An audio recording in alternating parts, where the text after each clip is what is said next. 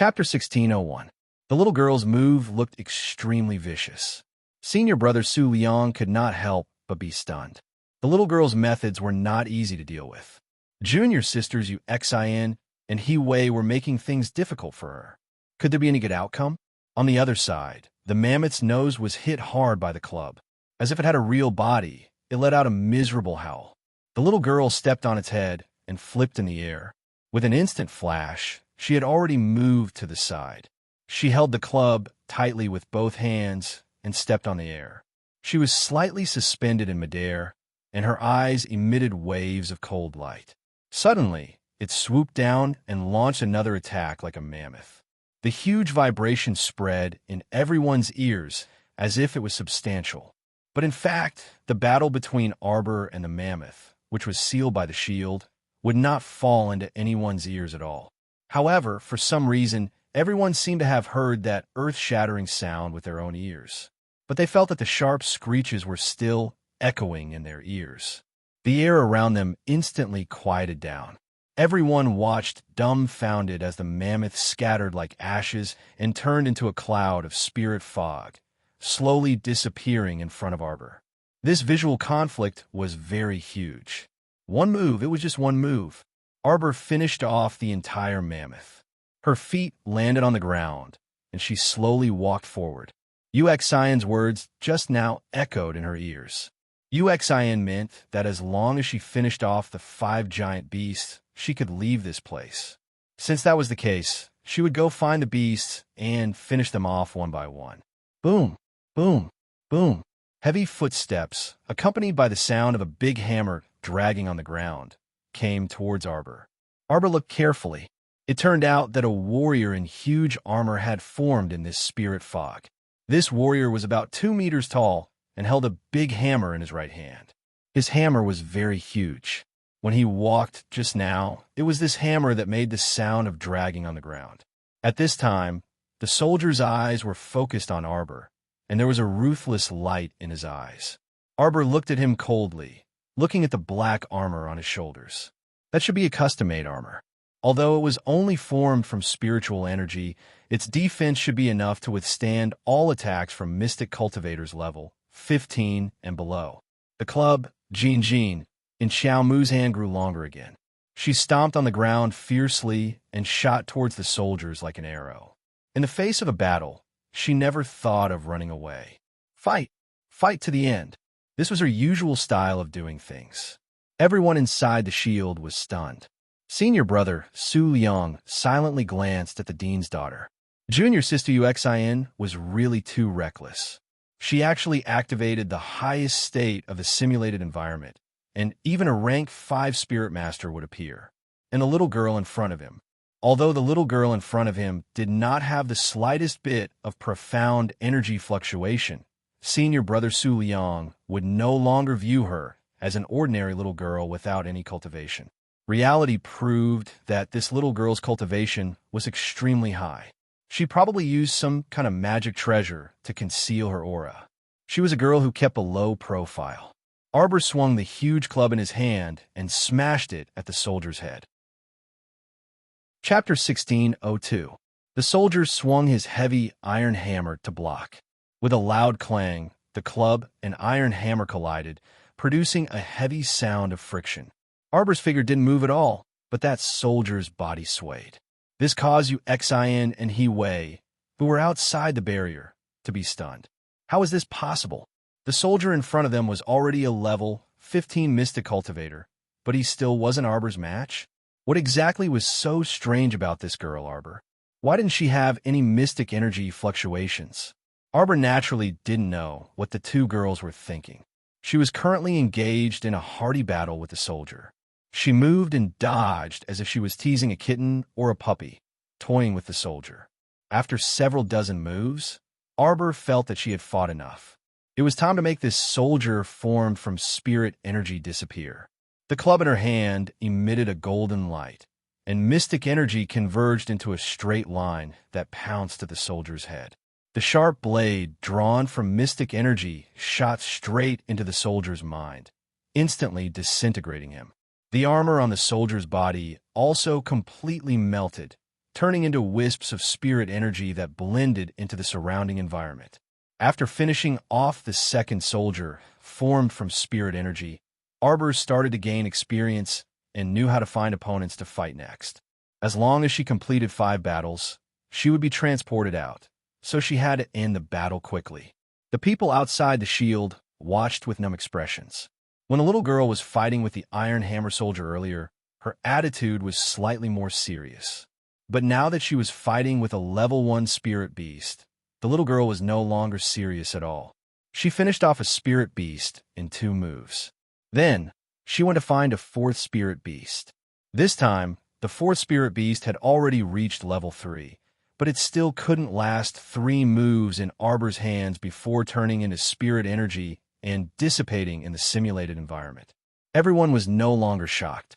Instead, they looked numbly at the little girl inside the barrier as she wandered around and continued to choose her 5th opponent.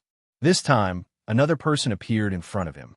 Moreover, it was an opponent who could control the water spirit. The other party's water spirit had already begun to take shape. Xiaomu looked at the strand of water spirit energy shuttling back and forth between his fingers and creased her brows. She raised her small hand, and 5 streams of water weaved between her fingers like spirit snakes. Arbor coldly looked at the water spiritualist, a trace of seriousness appearing in his eyes. Senior brother Su Liang and the others all noticed that the little girl seemed to only reveal a trace of seriousness when she was fighting with others.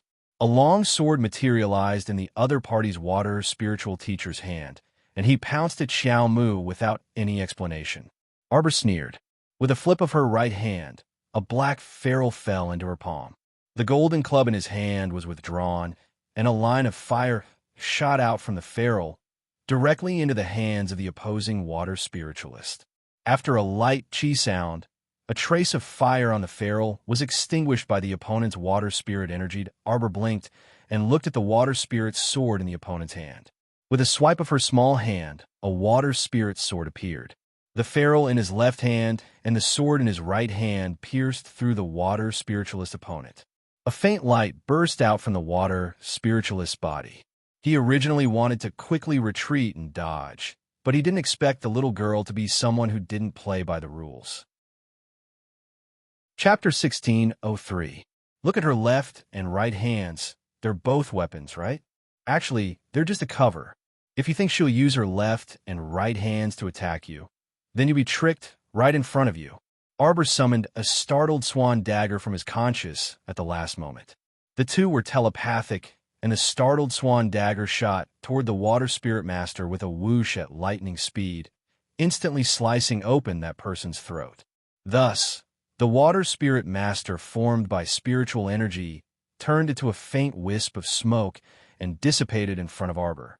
A light flashed, and the little stoic came out of the barrier with a cold expression, standing expressionlessly in front of everyone. Uxin and Hiwei looked at each other in dismay. No matter how unwilling they were, they had to admit that this little stoic directly passed the second test and became a student of Sunlight Academy. Congratulations, little miss. Su Liang appeared very happy, and he stood up and nodded at Arbor. You're now a member of our Sunlight Academy. As soon as he finished speaking, a strong light exploded from the little miss's body, connecting heaven and earth, drawing in spiritual energy from all directions. That scrambling speed made it seem like the spiritual energy had 5 senses, as if they were afraid that they wouldn't be able to find her if they were half a beat slower. What? Uxin and Hiwei stood there dumbfounded as they watched the scene before them. This is advancement? Miss Qiao advanced. Miss Qiao really advanced. This time, she truly advanced through battle with the assistance of the Xuanji Core. A level 15 entry-level mystic cultivator could communicate with heaven and earth and draw in spiritual energy into the body. This little fellow was already a quasi-spiritual cultivator. On the side, Qi Xuanxuan's jaw had already dropped to the ground from shock. She reached out a small hand and hastily propped up her chin.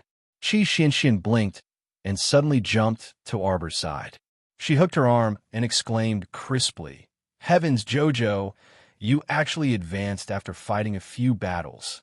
As expected, Shuntian Prefecture is rich in energy and can help with advancement. Yes, Arbor's mind was no longer here, but he was shocked by the sudden opening of the inner world in front of him. When she glanced over, she found that her inner world, which was originally 180 cubic meters, had increased by quite a bit. Now, it was probably 500 cubic meters. Some of the mist-shrouded areas in his inner world were revealed, revealing even more. Gold, silver, and jewelry. Oh my God, did she rob the palace's treasury in her dreams? Arbor's eyes were fixed on the boxes of gold bars. He closed his eyes and opened them again. There were rows of 3-story tall stone statues in the inner world. Looking at them now, there were definitely more than 800 pairs. There should be at least 3,000 statues. Could it be that there is actually gold hidden inside these stone statues? Arbor couldn't help but suspect that he might be a legendary treasure thief. Perhaps she had buried all kinds of gold, silver, and jewels in the stone statues. Otherwise, why would she place so many stone statues that could only be looked at but not eaten in her inner world? Don't you think it takes up a lot of space? Although the inner world was already 500 cubic meters, more than half of the space was almost filled by these stone statues. The outline of the snake statue behind the stone statue was gradually becoming clearer. It looked like it was roaring at the sky, and there were 2 small bulges on its head. Although it looked like a snake, the more he looked at it, the weirder it felt. Chapter 1604. Jojo. Qi Xian saw that she was in a daze and couldn't help but tug at her gently.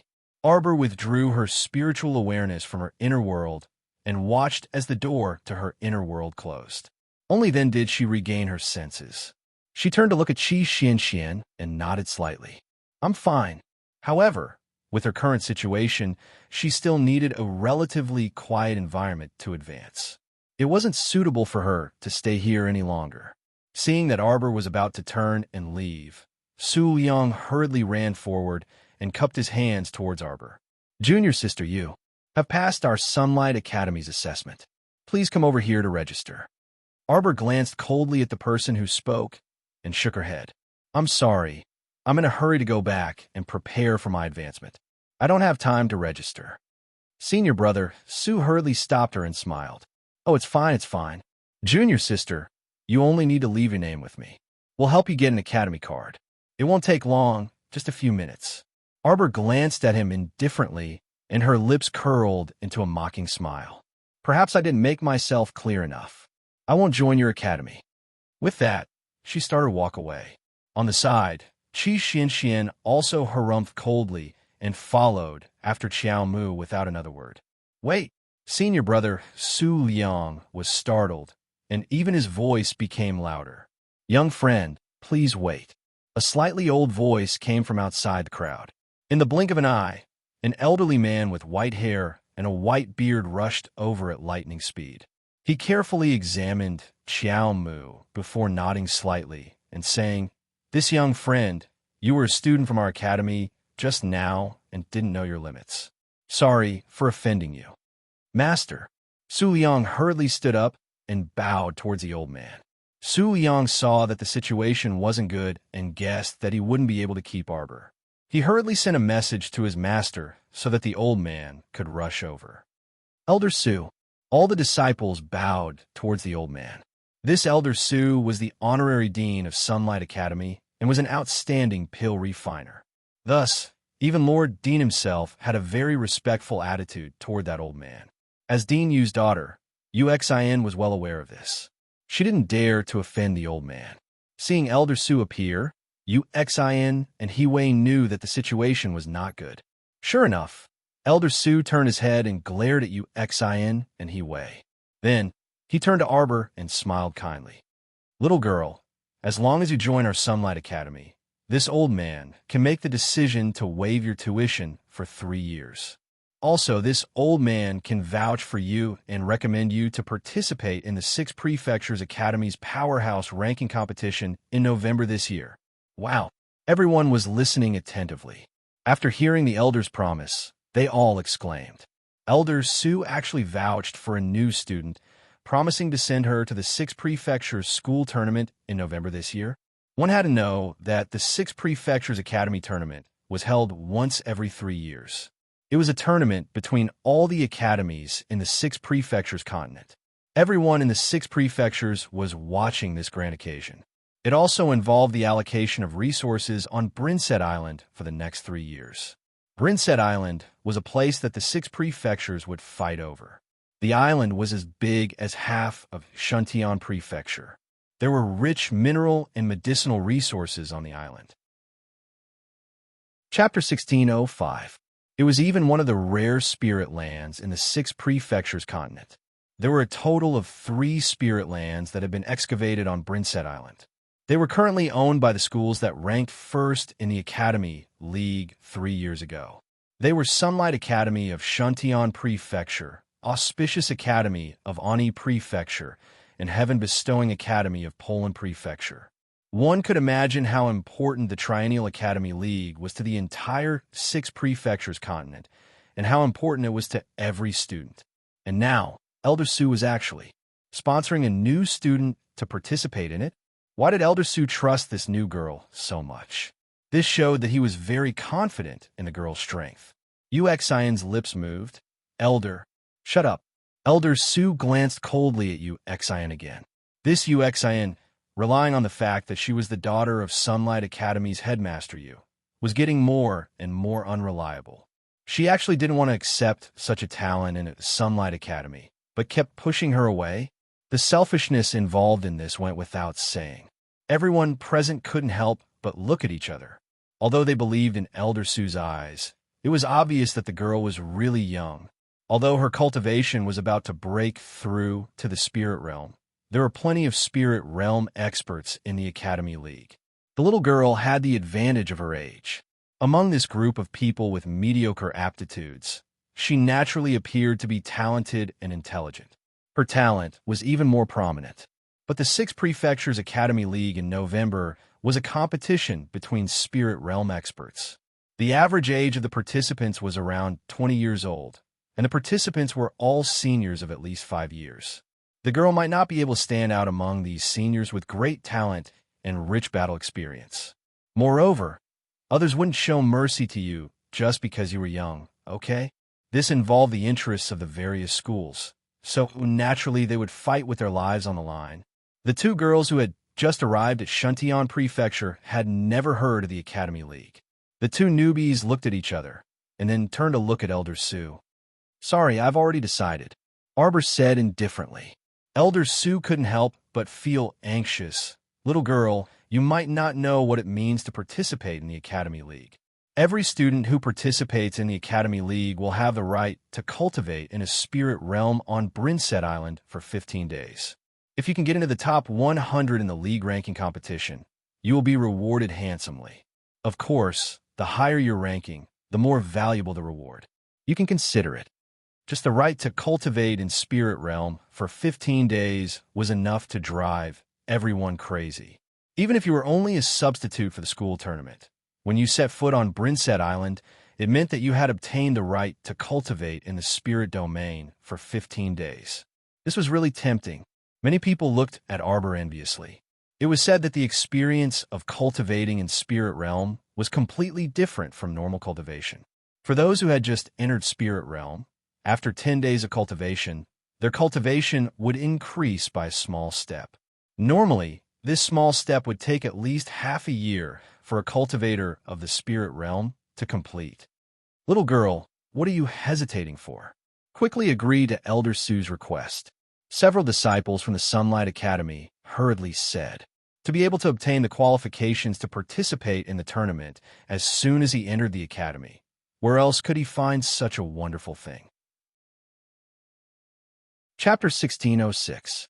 Moreover, Elder Sue had promised to waive her 3 years of tuition fees. If it were anyone else present, they would have agreed to it 800 years ago. However, Arbor was unwilling. Her disdainful gaze shifted between Xian and Wei as she said bluntly, "Your academy's environment is too bad. I don't want to meet retards the moment I leave the academy." Qi Xianxian suppressed her laughter and nodded seriously. That's right. We don't want to be chased and bitten by a mad dog every day. Who are you calling a mad dog? Yu Xian's expression instantly darkened. Her eyes were filled with anger, and her expression looked like she wanted to eat Qi Xianxian. Qi Xianxian made a face at her and giggled. Whoever responds will be the one.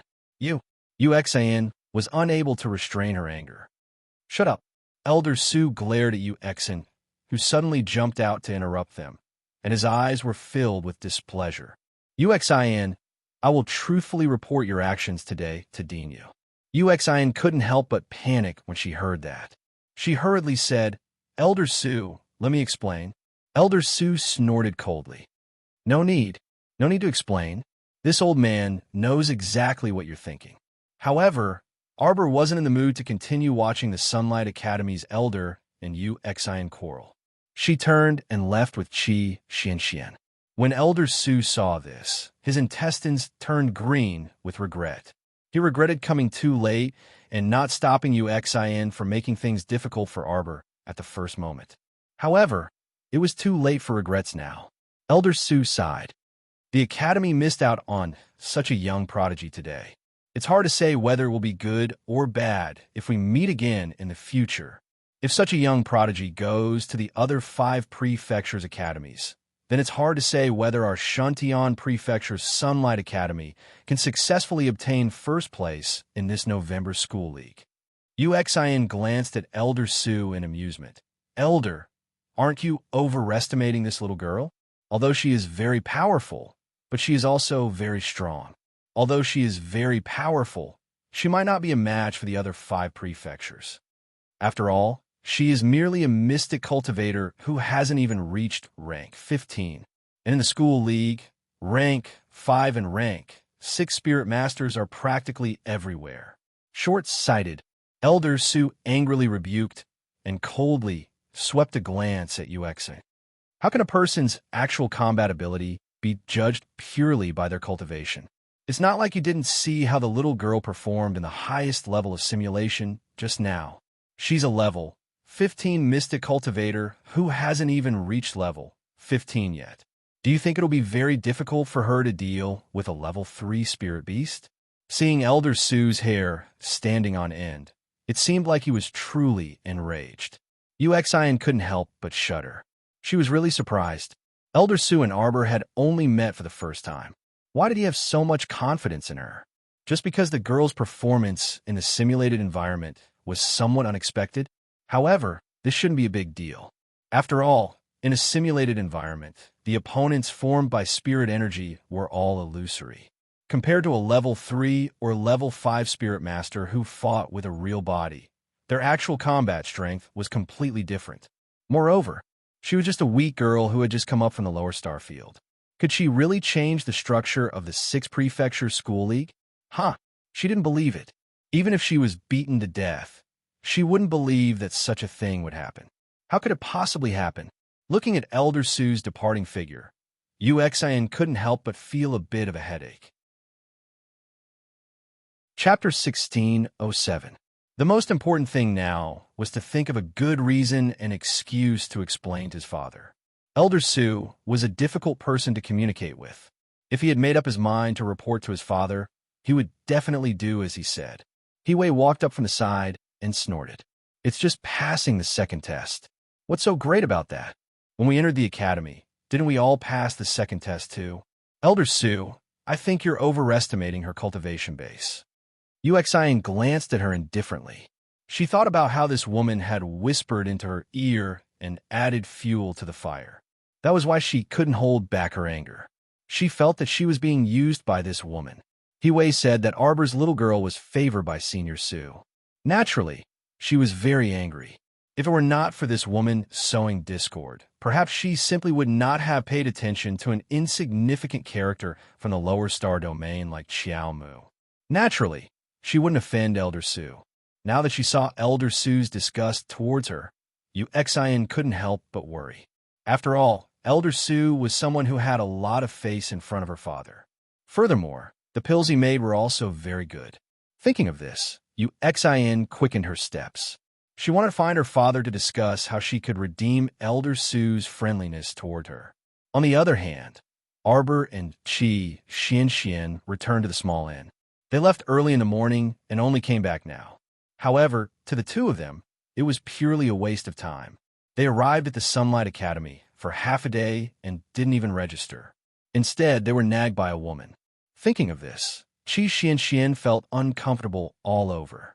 Arbor tugged at Qi Xianxian and said, "I'll leave for a while. You rest first." Then, he threw her a small bag of spirit coins. "Don't worry about saving money for me. Go buy whatever you want to eat. Don't treat yourself too badly." After saying this, she had already disappeared from the room. Qi Xianxian paced around the room curiously, only to discover that Xiao Mu really had disappeared without a trace. Even her aura had completely disappeared from the world. Qi Xianxian wasn't too nervous. Since Arbor had already informed her in advance that he would be leaving for a while, then he should be looking for a relatively secluded and quiet place to cultivate and advance. However, this little JoJo really had a lot of secrets. Could it be that she was carrying a mystic domain-type artifact with her? Qi Xianxian shook her head and didn't probe any further. She took the small spirit pouch that Arbor gave her and happily walked downstairs. As soon as Arbor entered Paradise Planet, he was enveloped by the profound energy that surged from all directions. He didn't have time to think about it. His entire body had already sunk into a meditative state of calmness and concentration. Profound energy floated around her body, enveloping her layer by layer, forming a huge transparent cocoon. The little water baby rolled to her feet and swayed its watery head from side to side. It turned around and asked Little Tree, who was waving its branches as it ran over, "Chio, how long is Master going to be in seclusion?" "At least 3 days, at most 5 to 7 days. This time, Master had directly advanced from level 14 advanced stage to level 15 elementary stage. She had skipped a small realm in between, so naturally, her advancement wouldn't be too fast. Chapter 1608. Qi Xianxian waited in the small inn for a full 4 days. On this day, she was eating breakfast listlessly in her room when she suddenly felt the air fluctuate. She immediately turned around and widened her eyes in excitement. Sure enough, she saw a slender figure appear in the torn air in front of her. "Jojo." Qi Xianxian happily skipped over. Just as she was about to reach out to hug her, she suddenly stopped in her tracks. A pair of big round eyes sized her up from head to toe. Qi Xianxian suddenly exclaimed, "Wow, I can feel that the aura you're releasing right now is much stronger than mine. What realm have you advanced to?" "Initial success level, 15 Mystic Cultivator." "Whoa, not only did you cross the threshold of level 15 Great Mystic Cultivator, you even directly skipped the entry realm and entered the initial success realm." Qi Xianxian had a worshipful expression as she carefully sized up Arbor. "Jojo, it must have been hard on you these past few days, right? In order to advance, you couldn't eat or sleep well. You must have been hungry for a few days. Come, I just asked someone to send up some hot porridge. Let's eat together." Arbor had a "thank you, but I'm not" a foodie expression on his face. He was speechless as Qi Xianxian pulled him to the small table and pressed him down. The two of them each held up a small porcelain bowl. Qi Xianxian ate 2 mouthfuls and couldn't help but ask, "Jojo, where do you think we should go next? Do you want to continue looking for that senior brother Situ of yours?" Arbor shook his head. "Let's not. Senior brother and the others should have also encountered their own fateful encounters. With their cultivation, there was no need to be too worried. In any case, there would be a chance to meet them in the future." Arbor decided to put aside the matter of looking for Situ, and the others and let nature take its course. "That's good. After careful consideration these past few days, I feel that the two of us should still find an academy to stay in. At the very least, we can study systematically. For example, I might be able to advance to the spirit realm after studying in the academy. For example, you can learn how to better control and use spirit energy in advance." Arbor drank a mouthful of porridge and nodded his small head in agreement. Always floating around Shuntion Prefecture like this was not a good idea. As for people, they still had to find an organization. After thinking about it for 4 days and 4 nights, I've finally come to a decision. I think we should just go to Top Academy. Arbor spat out a mouthful of hot porridge. In the blink of an eye, Qi Xianxian held a plate in front of her face and completely blocked Jojo's spit. Jojo! Qi Xianxian shouted angrily. What kind of reaction is that? Adhering to the principle of never admitting to doing bad things, Arbor slowly wiped her mouth with a handkerchief and said calmly, "It's okay. Go on." Oomph. Qi Xianxian stood up and clasped her hands behind her back as she recounted the benefits of going to a top-notch academy. That day, the tutor from the top-notch academy also said, there were mentors from the 5 spiritual faculties in the academy who specialized in one-on-one tutoring. Let me think, this treatment should be pretty good. Arbor's mouth twitched. That's right, it's the tutoring of outstanding instructors like Zhou Danjin. Qi Xianxian blinked and coughed lightly. I've been wandering around the city these past 2 days because I wanted to find a good academy for the 2 of us to stay in. But I don't know why. Ever since I got into trouble with the Sunlight Academy, I've never been able to find a good academy. Whenever I went to the registration area of the other academies and said that I wanted to register, I would be rejected. Chapter 1609. Upon hearing this, Arbor's brows creased slightly. How many academies' registration points did you go to these past few days? At least 7 or 8. Qi Xianxian waved her small hand and puffed out her cheeks as she said angrily. The teachers at the registration points looked at me like I was the god of plague, and they repeatedly waved their hands to tell me to leave. I didn't even have time to say a word at some of the registration points. They just told me to scram. When she said this, Qi Xianxian pouted like a little toad and stomped her feet in anger. Arbor involuntarily snorted. Of course, it's because our portraits have already been distributed to every academy in Shuntion Prefecture, clearly stating that they're targeting us and won't let us enter. Unless we leave Shuntion Prefecture and go to Ani Prefecture or Luotian Prefecture. Otherwise, we might not be able to find a single academy in Shuntion Prefecture that has the guts to take us in. What? Qi Xianxian wasn't stupid and immediately understood after a moment's thought. Those 2 damn bitches from Sunlight Academy are framing us? It should be pretty close. I just don't get it. It's only our first time meeting those 2 bitches, so why are they targeting us? It's probably because they don't like me, Arbor said aloofly, and you were merely implicated because of me. Sorry. Qi Xianxian immediately punched her shoulder. What are you apologizing for? Good sisters should endure hardships and enjoy blessings together. Arbor's brows relaxed slightly. Qi Xianxian smacked the table in a very domineering manner, causing the empty bowl on the table to jump out. Then it's decided. We'll go to a top-notch academy. I don't believe that a top-notch academy won't take us in. According to instructor Zhou's words, the top-notch academy seems to be located in the Lava Mountain range outside Anka City. Pack your things, we're setting off now. Qi Xianxian was full of fighting spirit as soon as she said it. The little stoic couldn't help but be infected by this exuberant girl. She wordlessly followed behind her and symbolically packed her tattered bag. Yes, it was just an indigo-colored ragged bag with 2 sets of old clothes and a few white buns inside. It was just for show. Qi Xianxian angrily put all the pots and pans in the room into a bag. As she tidied up the bag, she said, "Let me tell you, Jojo is a top academy. Who knows, it might be a good choice." Arbor silently followed behind her. He pulled out a crumpled letter from his chest and glanced at it. Could it be that everything was predestined? Forget it. Since it was Murong Sun who wanted her to go to a top-notch academy, then she would give it a try. Master couldn't harm her. Let's go. Qi Xianxian flung the bag over her shoulder and roared with her fist raised. Arbor followed up weakly. Xianxian, why did you take the owner's pots and pans? What about taking them all away? You only had them deliver a pot of porridge, but you actually confiscated their pots and pans before you left. Aren't you a bit too stingy?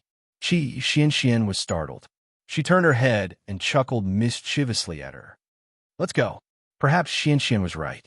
A top-notch academy might really be a good choice. However, Arbor didn't know that she freaking regretted it 3 days later if she had to use 2 words to describe a top-notch academy's characteristics. Then it would definitely be cheating. Chapter 16:10. According to the map, the lava mountain range was indeed outside Anka City. However, the 2 idiots with no sense of direction had wandered around the mountain for 2 days and 2 nights, but they still could not find the place. The 2 of them looked at each other in dismay. Could it be that the cheap map you bought was wrong? Arbor looked at Qi Xianxian helplessly and asked, "How is it cheap? I spent a spirit coin to buy it." Qi Xianxian mumbled, then turned the map upside down and glanced at it. "Wait, this red river can't be the lava mountain range, right?" Arbor leaned over to take a look and saw that there was indeed a red river on the opposite side of the mountain. There was also a little red dot behind the river. Yes, it was that little red dot. A little red that you would not notice on the map. This could be the real lava mountain range. Therefore, the 2 of them went in the opposite direction and spent 2 days in an unknown mountain range. Heavens! How can there be such a lousy map? What kind of map is this? Qi Xianxian was so angry that she almost tore the map apart. Arbor quickly stopped her and coughed lightly. It's our fault for not looking carefully.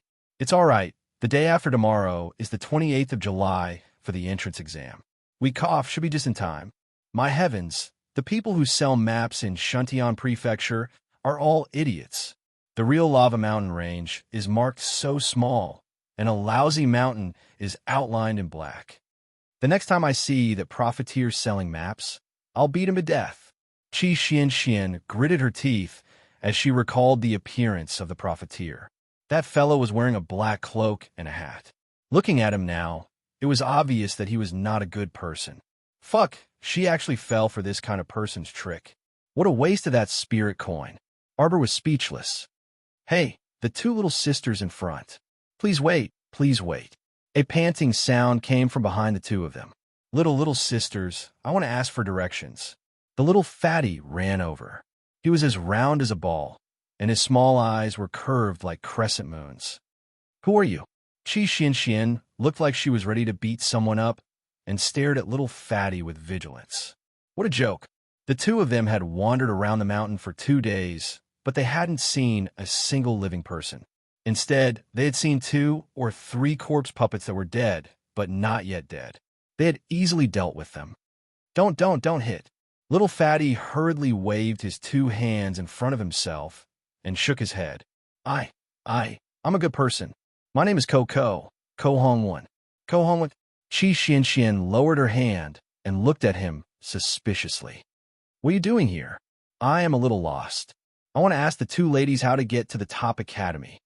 You also want to go to the elite academy? Qi Xianxian and Arbor asked in unison. Little fatty was instantly excited.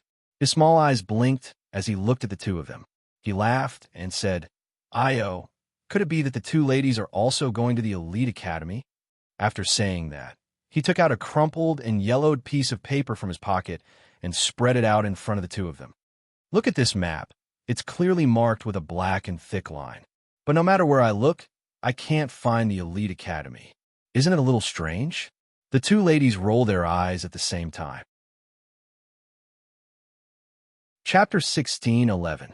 Qi Xianxian snatched the map from his hand, crumpled it into a ball, threw it on the ground, and stomped on it.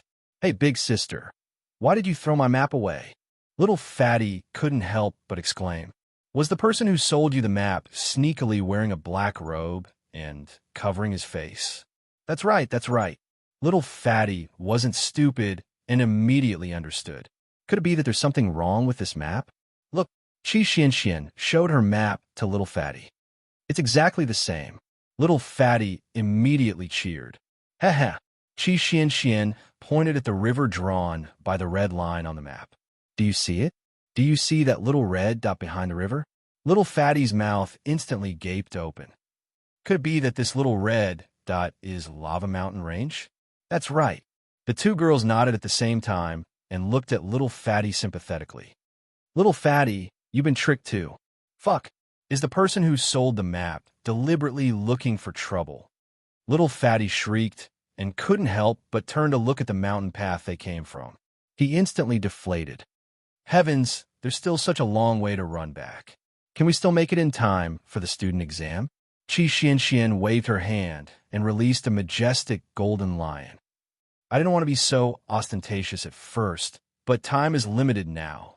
Jojo, let's sit on the little lion. Arbor's eyes widened when he saw Qi Xianxian release her mystic beast. He bounced forward and kept stroking the golden lion's head with his small hands. Look, other people's mystic beasts were so mighty and domineering. They looked so beautiful. Qi Xianxian couldn't help but be startled. Then she smiled and said, Jojo, let's go. Arbor nodded, and the two of them flew onto the golden lion's back at the same time. When the little fatty Ko Hongwen saw this, he ran over like a ball and hurriedly called out, Little sisters, give me a ride. Who's your big sister? The stoic face was expressionless as she glared at him coldly. Men and women shouldn't touch each other. Scram. Qi Xianxian was even more direct. She lightly patted the lion's head. The lion leaped up and carried the two girls down the mountain, running steadily. The little fatty, Ko Hongwen, followed the golden lion down the mountain with tears streaming down his face. He waved his hands and shouted, Little girls, wait for me. Miss. The golden-haired lion ran very fast. After going down the mountain, it ran in the direction of Anka City. They were supposed to go straight to the lava mountains from the south gate of Anka City, but because of that lousy map, they went to the north gate. Going in the opposite direction, going in circles in an unknown mountain for such a long time really made people speechless. If they circled around Anka City, they would definitely waste a lot of time. The best way was to pass through Anka City and go straight to the south gate. Ladies, wait for me. Little Fatty began to run wildly.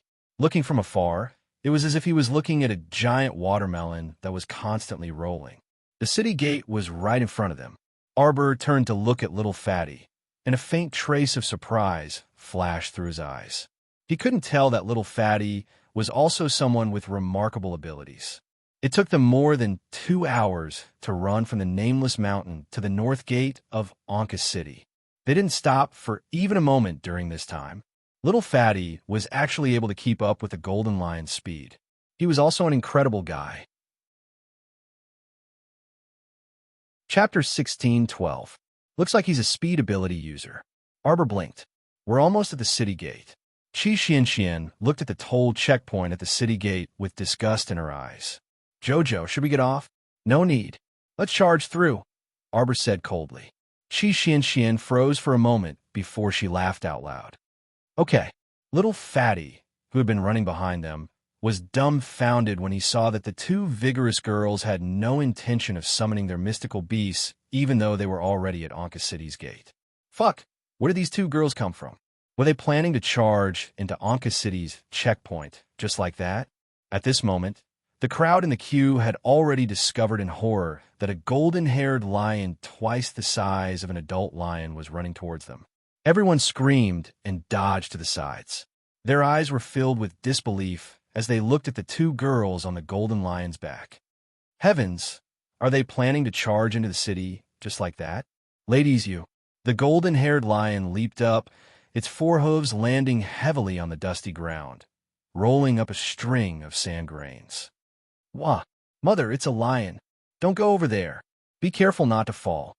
Who dares to trespass into Anka City? The two lines of people moved aside, leaving a path in the middle.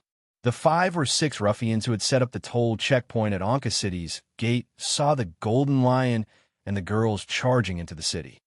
Do you want to die? Do you think you could trespass anywhere? Get off your mounts right now.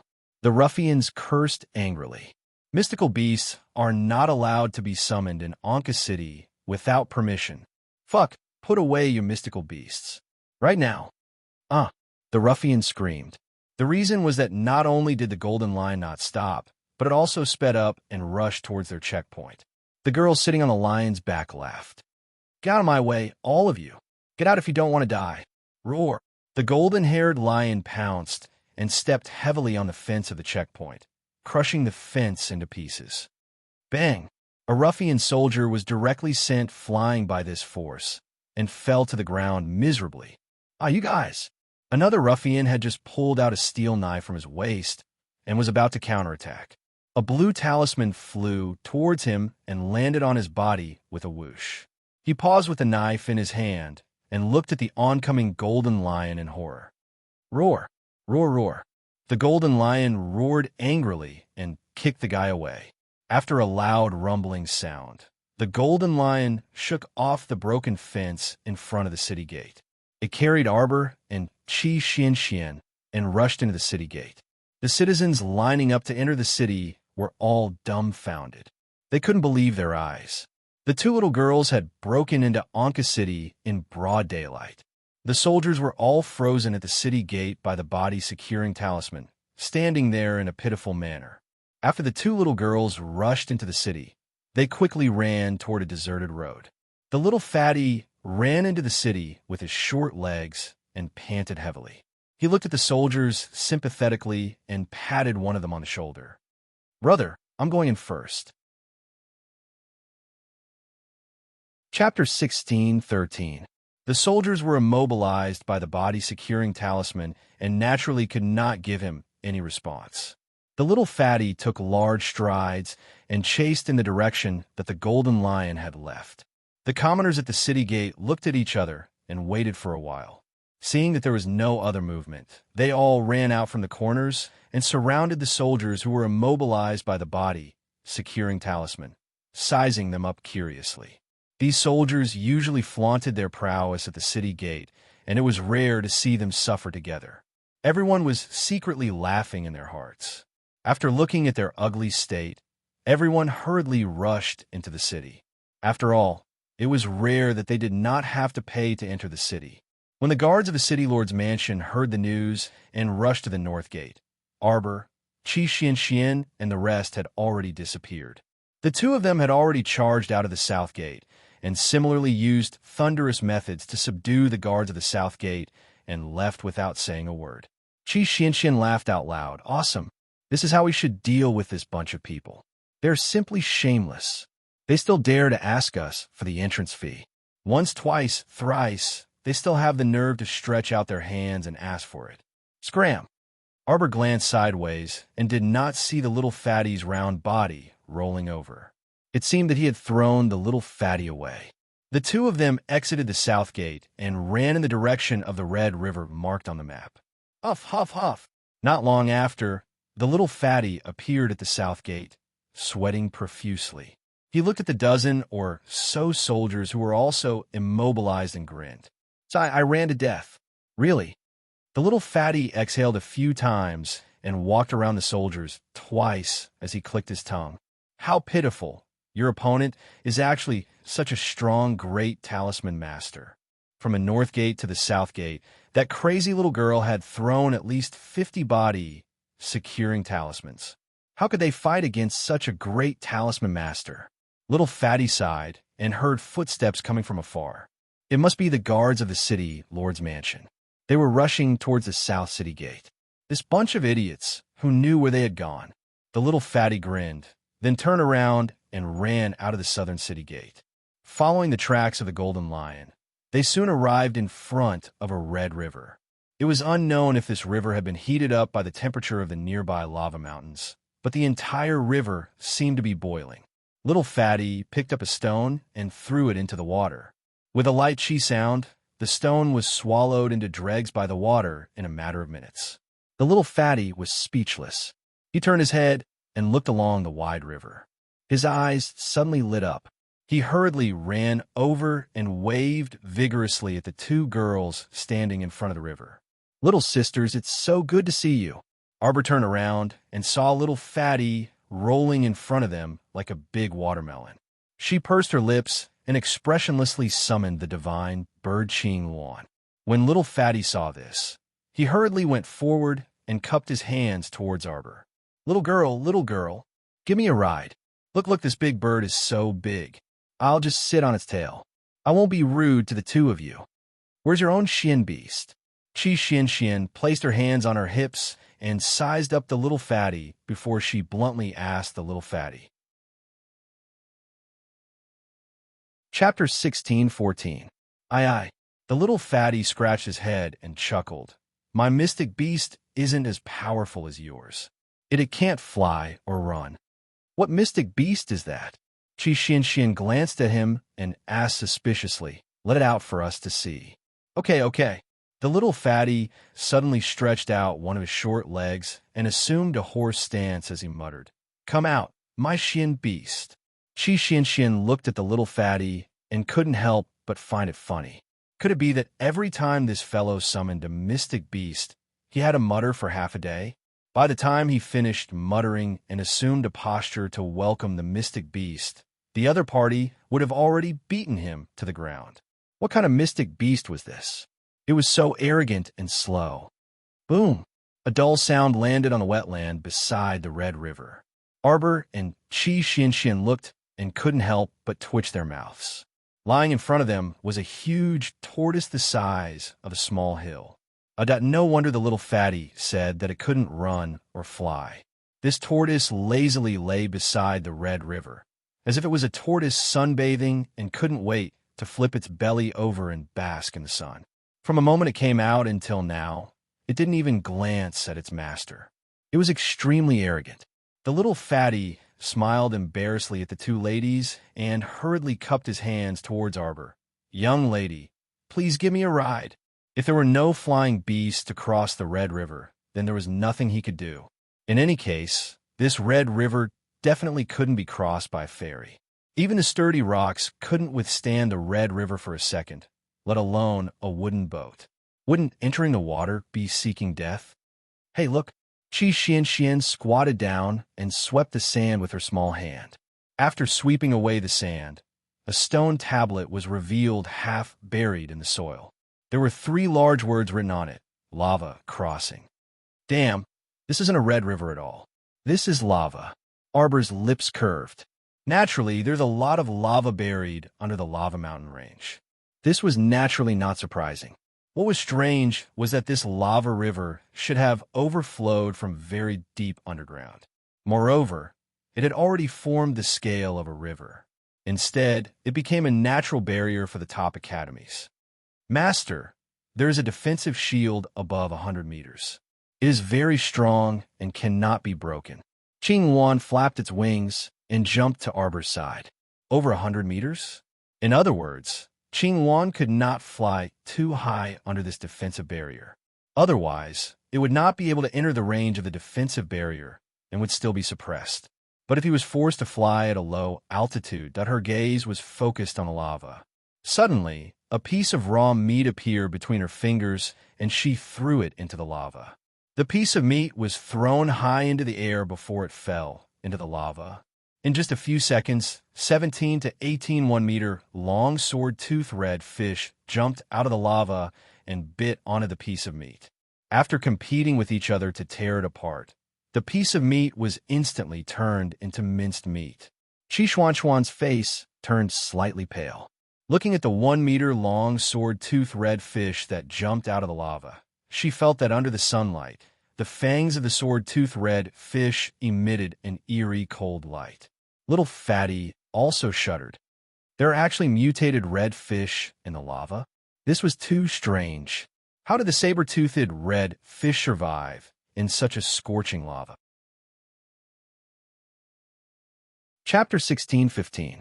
Nothing is impossible, Arbor said indifferently. Even humans could change according to the environment, let alone animals. Looking at those sword-toothed red fish, the average one was more than 1 meter long, and a few were even 2 meters long. Not only were their mouths full of fangs, but even their skin was covered in a layer of fiery red substance. It was probably this substance that protected them from being melted into ashes by the boiling lava. These strange fish should be equivalent to an intermediate level 3 zombie. Arbor speculated, look at how they can jump 100 meters. The top academy deliberately set up a defensive barrier above 100 meters. Forcing the intruder into the attack range of the school of fish, it was truly a natural barrier. Arbor glanced at the lava mountain range behind the lava crossing. Before they even got close, they could already feel the heat waves rolling towards them. You've decided? Decided what? To go to such an unreliable academy, Arbor said indifferently. If she guessed correctly, the entrance test of the top academy was to successfully pass the lava crossing. Looking at the lava crossing, which formed a ring-shaped water vein that surrounded the entire lava mountain range, the test was obvious. Little Fatty nodded vigorously. I heard that the top academy can conduct one-on-one guidance and training. It has all 5 spiritual elements. It's very suitable for us to enter and study. Xiaomu inwardly rolled her eyes before coldly saying, "It's best if you don't hold out too much hope." "Why?" Little Fatty and Qi Xian asked in unison. "Because the disappointment is usually greater." After saying that, he put away Qing Wan and released a blazing blood phoenix. Little Fatty's eyeballs were about to fall out as he watched from the side. "Xiao Xiaojia? You actually have 2 mystic beasts? Is this a FF Phoenix?" Forgive Little Fatty for stuttering, but he had rarely seen a mystic cultivator who could have 2 mystic beasts at once. Little Fatty didn't notice that Qi Xian, who was standing beside him, was already petrified. Qi Xian was very clear that Jojo still had a little white snake by his side. The blazing blood fire phoenix proudly swayed its tail and flew to Arbor's side. When she leaped up, the fire phoenix soared into the sky with a whoosh. It spread its wings, which were burning with flames. The man and the phoenix had just flown to the middle of the lava when they heard a splash. Countless saber-toothed red fish that were over a meter long jumped out of the lava and opened their mouths that were filled with sharp teeth, biting towards Arbor and the fire phoenix. Screech! The blood-blazed phoenix let out an angry cry, and a raging wall of fire instantly appeared beneath it. Like building a wall of flames, the sword-toothed redfish that jumped up to bite were all smashed down by the wall of flames. Arbor pointed at Qi Xian and the Little Fatty. The blood-blazed phoenix turned around and dived towards the 2 of them. Qi Xian and Little Fatty's hearts thumped wildly at the same time. Although they knew that the phoenix would not attack them, they could only watch helplessly as an incomparably huge phoenix swooped down towards them. The heat wave that assaulted their faces instantly enveloped them. That kind of feeling was incomparably satisfying. Arbor reached out and pulled, throwing the 2 of them directly onto the fire phoenix's back. The fire phoenix turned around, and its wings drew a lonely arc in the air as it flew towards the opposite side of the lava. To make up for yesterday's episode. Chapter 16:16. The saber-toothed red fish leaped out of the lava and jumped 100 meters, but because it crashed into the firewall, it was slapped down by the heat of the flames. Qi Xian and Little Fatty both heaved a sigh of relief and sat upright on the blazing blood fire phoenix's back, not daring to look around. After a sharp and clear cry, the blazing blood fire phoenix flapped its huge wings and fluttered to the front of the lava mountain range, flying straight up the mountain. Little Fatty instantly felt that hugging the little girl's thigh was the right thing to do. Otherwise, it would be an impossible task for that little tortoise of his to climb up this 1,000-level lava mountain range with only his little tortoise. The blazing blood fire phoenix's aura was vast and mighty, and its heavy ancient phoenix aura directly crushed all the hibernating beasts on the lava mountain range. The beasts that originally wanted to climb out to take a look at Feng Zi could only hug their heads and lie in their cave abodes, not daring to come out. This was the first time Arbor realized that this egg was so useful. She raised her small hand and rubbed its furry head, saying earnestly, "Giving you so much black spirit jade isn't completely ineffective." Ever since knowing that there might be black spirit jade in the frigid pond, the little fellow had always left it alone. Actually, she was really a very generous little master to her beasts. The blazing blood fire phoenix squatted in the frigid pond and ate more than 1,000 pieces of black spirit jade, but she didn't say anything and just let it do as it pleased. Even when Little Tree repeatedly slandered her and asked her to kick that wasteful phoenix egg out of the frigid pond, she didn't pay attention to Little Ball.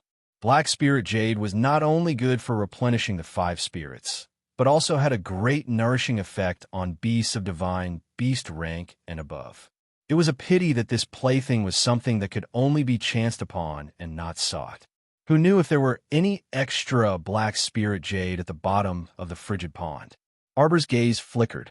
She raised her small hand and gently rubbed the blazing blood fire phoenix's head again. Hwa, Master wants to ask you something. Is there any more black spirit jade at the bottom of the frigid pond? The blazing blood fire phoenix nodded vigorously. There's still a lot. Master, when are you going to take a look? I'll bring you there. Arbor nodded. Don't worry. Let's go to the peak first. Hey, look. There seems to be a person standing on the rock. Arbor looked in the direction that little fatty was pointing at. Indeed, on a protruding rock at the peak of the mountain, there stood a fool waving a little yellow flag. He looks like a fool. The little yellow flag was clearly being waved at them. Waving what? Wave your sister. If he did not bring the students up the mountain, the students would have to think of a way by themselves. Arbor looked at him expressionlessly. No one. Chi Xian Xian. Little fatty. Screech. The blazing blood fire phoenix let out a shrill cry and flew towards the peak of the lava mountain range. The force of the dive brought about gusts of strong wind, rolling up sand and stones that almost blinded the eyes of everyone on the peak. Many female students subconsciously reached out to cover the sand in front of their eyes, choking on the sand and coughing. Boom! The phoenix spread its wings and landed on the peak of the mountain. Its gorgeous fiery red feathers gently spread out, and almost everyone was forced to retreat. There was almost no place to stand.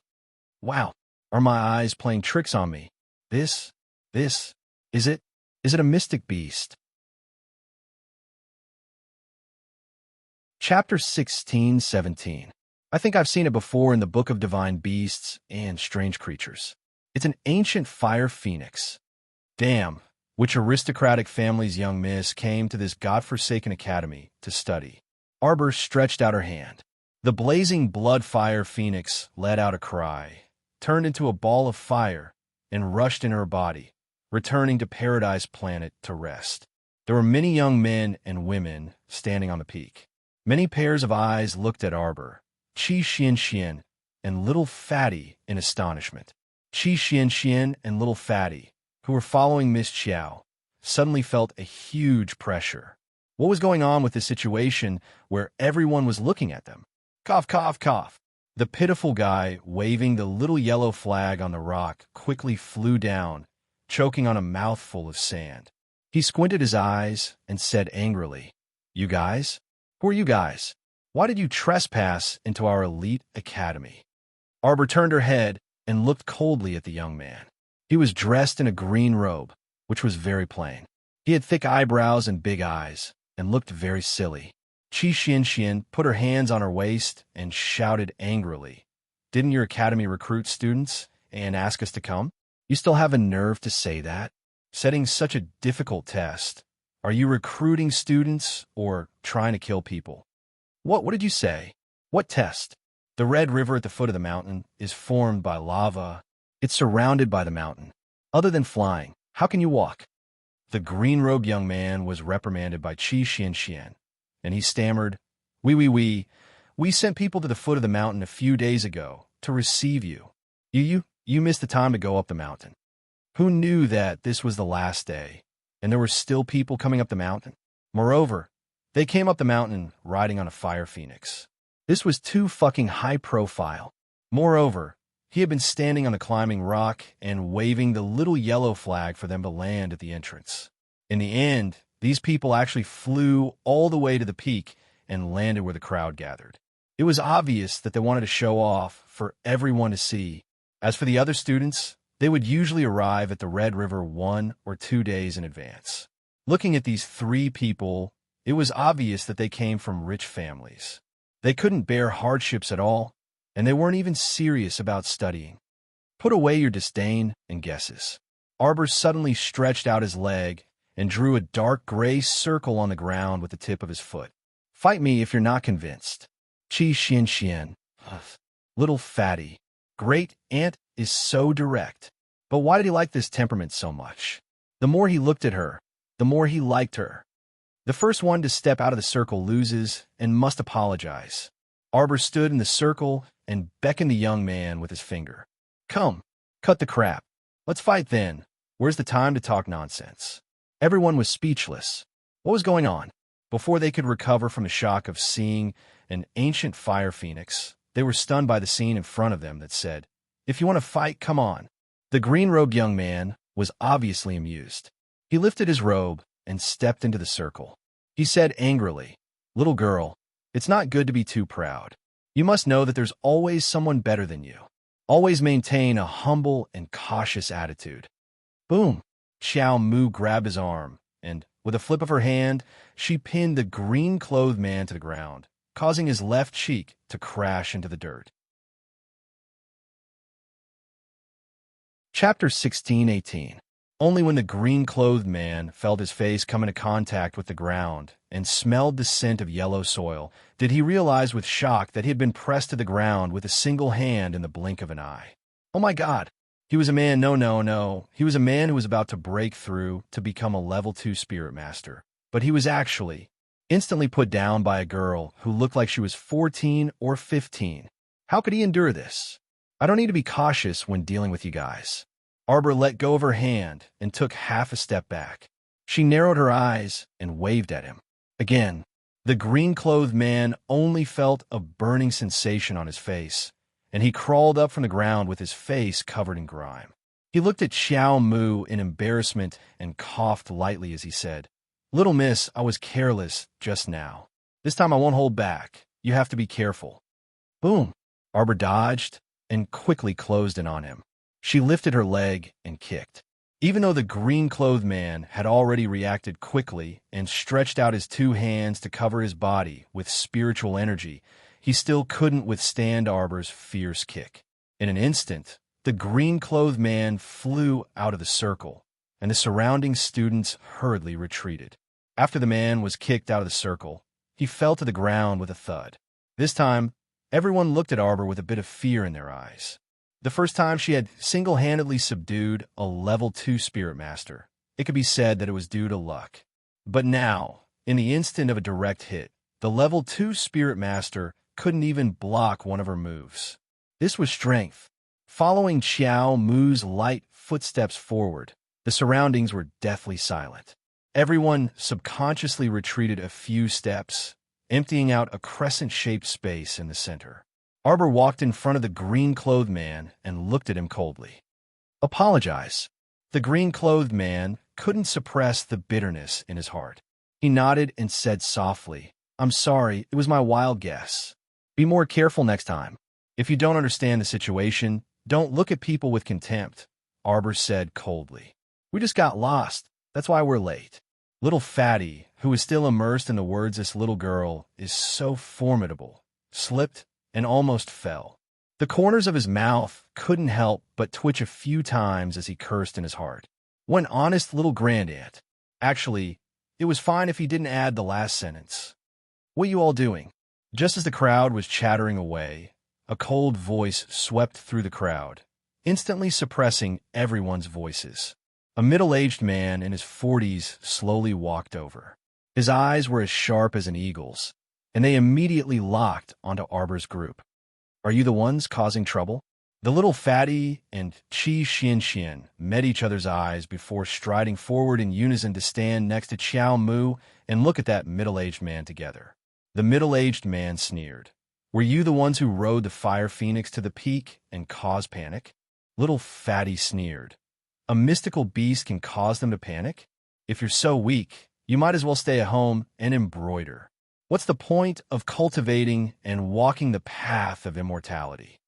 Arbor's mouth curved slightly and nodded in agreement. Qi Xianxian mocked. "Needles prick embroidery? You might as well stay at home and be a young master or young mistress." "You." The group of students' faces turned green and white. Chapter 16:19. The middle-aged man pursed his lips and looked coldly at the three of them. "Ladies and young masters of aristocratic families, if you want to show off, then you've come to the wrong place. You should go to the 4 great academies of sun, moon, and stars. That is where the real celebrities gather. The middle-aged man said coldly. Arbor was instantly impatient. Why did she meet so many self-righteous people everywhere she went? Wouldn't it be better to find a natural abode and cultivate on my own? How could it be worth wasting my time on these inexplicable people and matters? After making up her mind, the little fellow decisively turned around and left. She didn't even bother to say a word and directly waved at Chi Xian and little Fatty, who were behind her. The middle-aged man was stunned for a moment. He really didn't expect the student in front of him to have such a bad temper. After saying a few words, she immediately turned around and left. She didn't even bother to explain herself. Jojo. Chi Xian hurriedly chased after her. Jojo wasn't even here. What was the point of her staying here? Little Fatty turned around and looked at the middle-aged man, then also ran towards the two ladies. Wait for me. Let's go down the mountain together. You. The middle-aged man secretly clenched his fist and sneered at the three of them. So arrogant and unsociable. You're not suitable to study in the top academies. Yes, you're not welcome here. Hurry up and leave. The group of students also started to shout at the same time. Arbor turned her head and glanced at them in disdain. She coldly said, "Trash like you're not fit to be my classmates." She could feel a strong sense of rejection from these people. She didn't know why, even though it was the first time she met them. These people were rejecting her, Chi Xian and little Fatty. Since that was the case, why should she treat them with a generous attitude? This little fellow had always been someone who would respect you tenfold. If you offended her, she would return the favor tenfold. Hence, she really didn't like these students. If they weren't welcome, then so be it. She didn't have to stay in this lousy academy. Arbor walked a few steps and was about to summon the blazing blood phoenix to bring them away. All of a sudden, a transparent ladder descended from the sky one after another.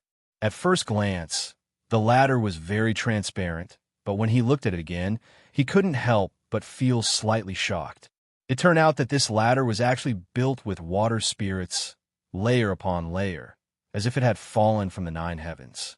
Looking up, one simply couldn't see the end of it. Wow, what a powerful ability to control the spiritual water. Arbor and the other two blinked their eyes and looked up at the sky. It wasn't just the three of them. In fact, all the other students on the lava peak were shocked as well. He had never seen such a shocking scene before. The water spirit stairs spread out and landed on the ground, shining brightly one layer after another, as if that person had an endless amount of spiritual energy that he could squander as he pleased. When the middle-aged man saw the water spirit ladder, he hurriedly bowed in the direction of a ladder. Wei Wei greets Dean Yun. The other disciples weren't stupid. When they saw Instructor Wei Wei bowing respectfully towards the southeast, they hurriedly followed suit and bowed. They saw a man in plain clothes with loose long hair and a cold expression walking down the stairs. His walking speed didn't seem fast, but in a breath's time he had already arrived in front of Arbor and the other two. Chapter 16:20. The man's aloof gaze instantly locked onto Arbor's left wrist. He could faintly see a jade-green color flash across the flawless jade bracelet. The man's eyes flickered, and his gaze shifted up to land on a small face that was as cold as ice. He was startled and asked, "You're a disciple of the Holy Water Sect?" Arbor was also startled. Only then did she recall that Murong Sun mentioned in her letter that she only needed to show her jade bracelet to the principal of a top-notch academy. She had forgotten about this before, but what could she do even if she remembered now? She had already decided not to stay in this troublesome academy anymore. The little fellow was an unrestrained person who did not want to be restrained by anything. If you insist on doing things according to the rules with her, then I'm sorry, but please scram. What's your name? Arbor swept that man a glance and unwillingly replied, Arbor. The plain-clothed man nodded and beckoned to her. Come with me. Instructor Wei Wei's eyes nearly popped out of their sockets when he saw this. He hastily walked up to block Principal Yun's path and straightforwardly said, Principal, these students haven't taken the entrance test yet, so logically speaking, you can't directly bring her into the academy. This is against the rules. The middle-aged man said straightforwardly, Moreover, These people have been behaving like young masters and misses from patrician families from start to finish. They don't know the immensity of heaven and earth and only know how to cause trouble. It's truly inappropriate for them to stay in the academy and ruin the learning atmosphere here. It's fine. Unexpectedly, Principal Yin tossed 2 words at the middle-aged man after he said a bunch of things. This truly was a bit. The middle-aged man only felt that his efforts were strenuous and unrewarding. When he looked up again, Principal Yin looked like he had already made up his mind, so he shut his mouth and did not say anything else. Principal Yin beckoned to Arbor again. "Come with me." Arbor was taken aback. Although this principal's expression was aloof, his attitude towards her was still quite amiable. As the saying went, don't slap a smiling person. The little fellow naturally could not go against his wishes, so she walked behind him. There seemed to be a voice in Arbor's heart that kept telling her that she had to follow him. She had to follow him. Wait. Arbor turned his head and looked at little Fatty and Qi Xianxian. The 2 of them came with me. If we want to leave, we will leave together. If we want to stay, we will stay together. Dean Yin turned to look at Qi Xianxian and little Fatty before nodding and saying, Wei Wei. Dean. The middle-aged man bowed. Arranged for the 2 of them to take the entrance test with everyone else. Wei Wei was stunned for a moment. He understood Dean Yin very well. Since he had already made a decision, there was no point in saying anything more. Thus, he nodded and said yes. There were stone huts all over the mountain. The rocks were all crimson red. Perhaps it was due to the influence of the lava circulation deep underground, but the entire lava mountain range looked bright red. Arbor followed Yunzong all the way and passed by many small stone houses made of red bricks. When the 2 of them reached the peak of the lava mountain, Dean Yin suddenly stopped and turned to look at her. You're Arbor? Arbor nodded. MHM, I'm Arbor. Yunzong sighed. You are a disciple of the Holy Water sect, so you can stay and study in our top-notch academy with peace of mind in the future. You should also be new here, so there's still many things you need to learn. Have you comprehended the power of the 5 spirits? Arbor nodded. Activate the power of the 5 spirits in your body and let me see. I'm going to catch up on my sleep tomorrow. Chapter 16:21. Arbor raised her small hand, and a winding stream of water spiraled out from between her fingers. Yun Xiong's gaze flickered. Holy water? The stream of water in Arbor's hand suddenly condensed into a ball of water, bobbing up and down on her small palm. Yun Xiong nodded. You haven't even broken through to the spirit realm, but you can. Before he could finish, the stream of water in Arbor's hand suddenly turned into ice and snow. With a slight wave of her hand, the snowflakes were flung into the distance, crashing heavily into the crimson mountain wall. After a few sizzling sounds, a row of tiny holes of the same size was punched into the sturdy mountain wall with unparalleled precision. Yun Xiong's gaze flickered, and then he retracted his expression, turning to look at Arbor. Not bad. You can already condense water into ice and turn ice into snow. Your basic control of spirit energy is also quite complete. Your current goal is to break through to the spirit realm as soon as possible and stabilize the spirit energy in your body. Yun Xiong stood with his hands behind his back, turning to look at her. In the future, you will follow me to the cloud-piercing cliff to cultivate. I will personally guide you. You want to take me as your disciple? Arbor was startled and asked. Yun Xiong's voice paused slightly, and he asked, Are you willing? Arbor immediately shook her head like a rattle drum. This time, it was Yun Xiong's turn to be stunned. This little fellow didn't know who he was, the famous Sir Lu Yun of the 6 prefectures continent. He wanted to take her as his disciple, but he was rejected. Did he not care about his reputation? Why? Yun Xiong asked unhappily. What blind child? As expected of that woman's disciple. Even her brain circuits were so different from others. I won't take anyone as my master in the future. The little fellow suddenly turned around, using the back of her head to face Yun Xiong, her eyes fixed on the mountain peak that pierced the clouds in the distance. There were a total of 103 peaks in the lava mountain range, and the distance between the peaks was quite far.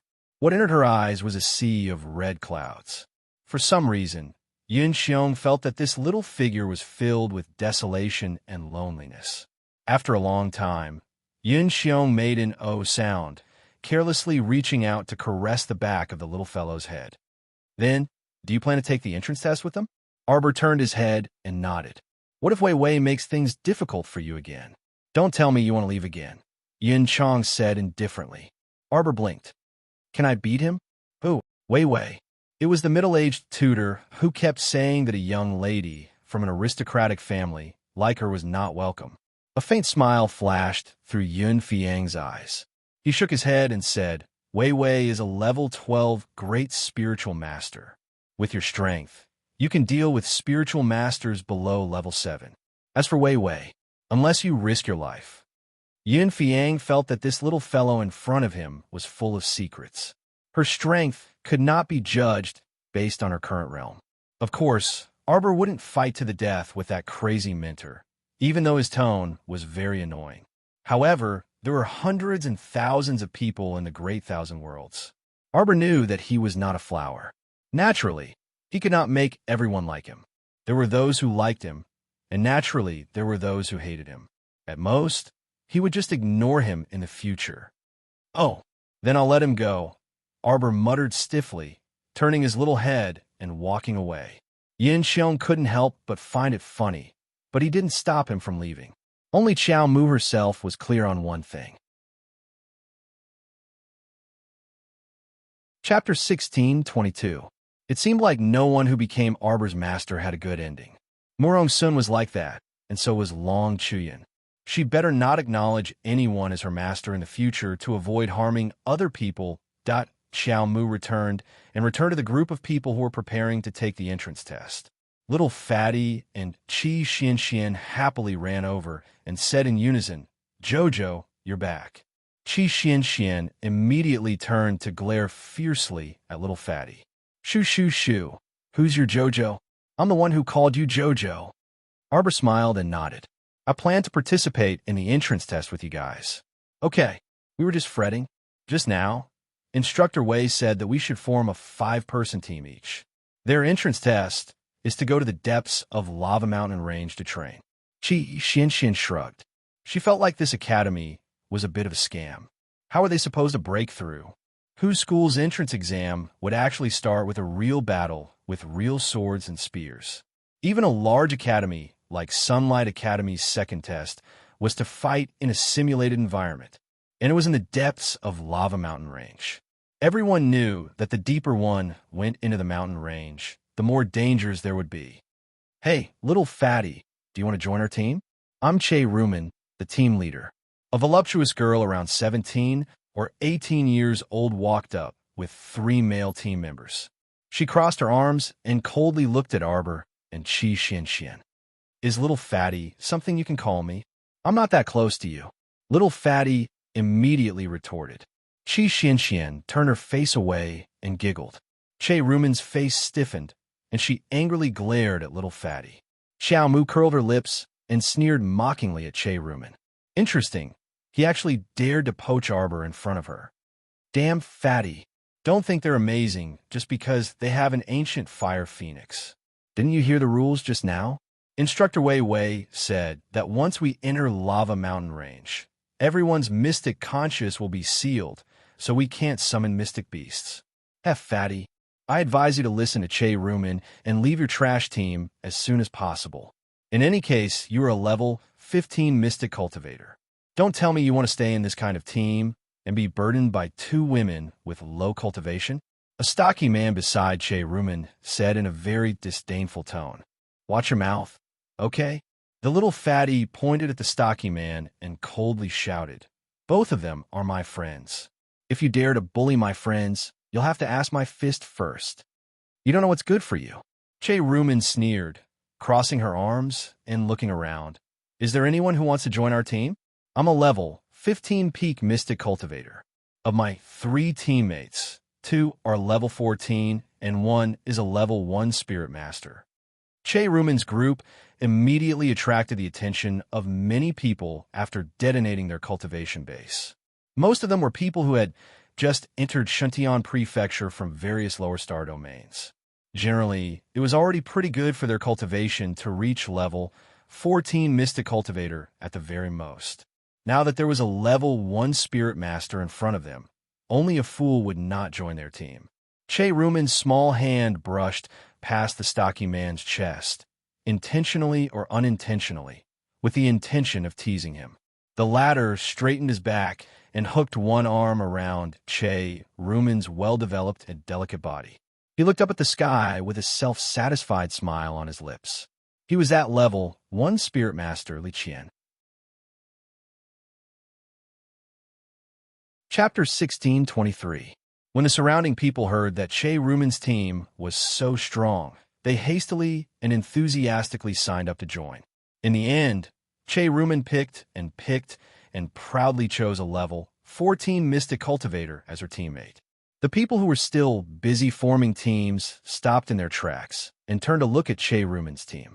They chattered enviously, "So strong. Che Ruman's team should be the strongest team among us." When Che Ruman heard this, she felt her face light up. She smiled smugly and crossed her arms as she stood in front of the three people. "Little fatty, if you regret it, come find me. I can still give you one more chance."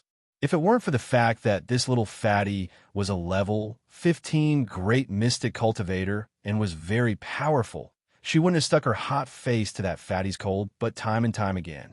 When Che Ruman said this, the level 14 Mystic Cultivator who just joined her team couldn't help but have an ugly expression.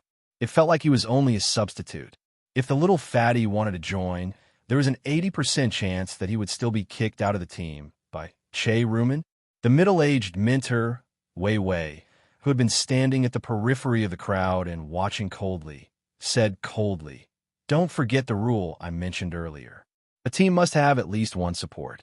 Apothecaries, pill alchemists, physicians, speed ability users, and so on are all acceptable.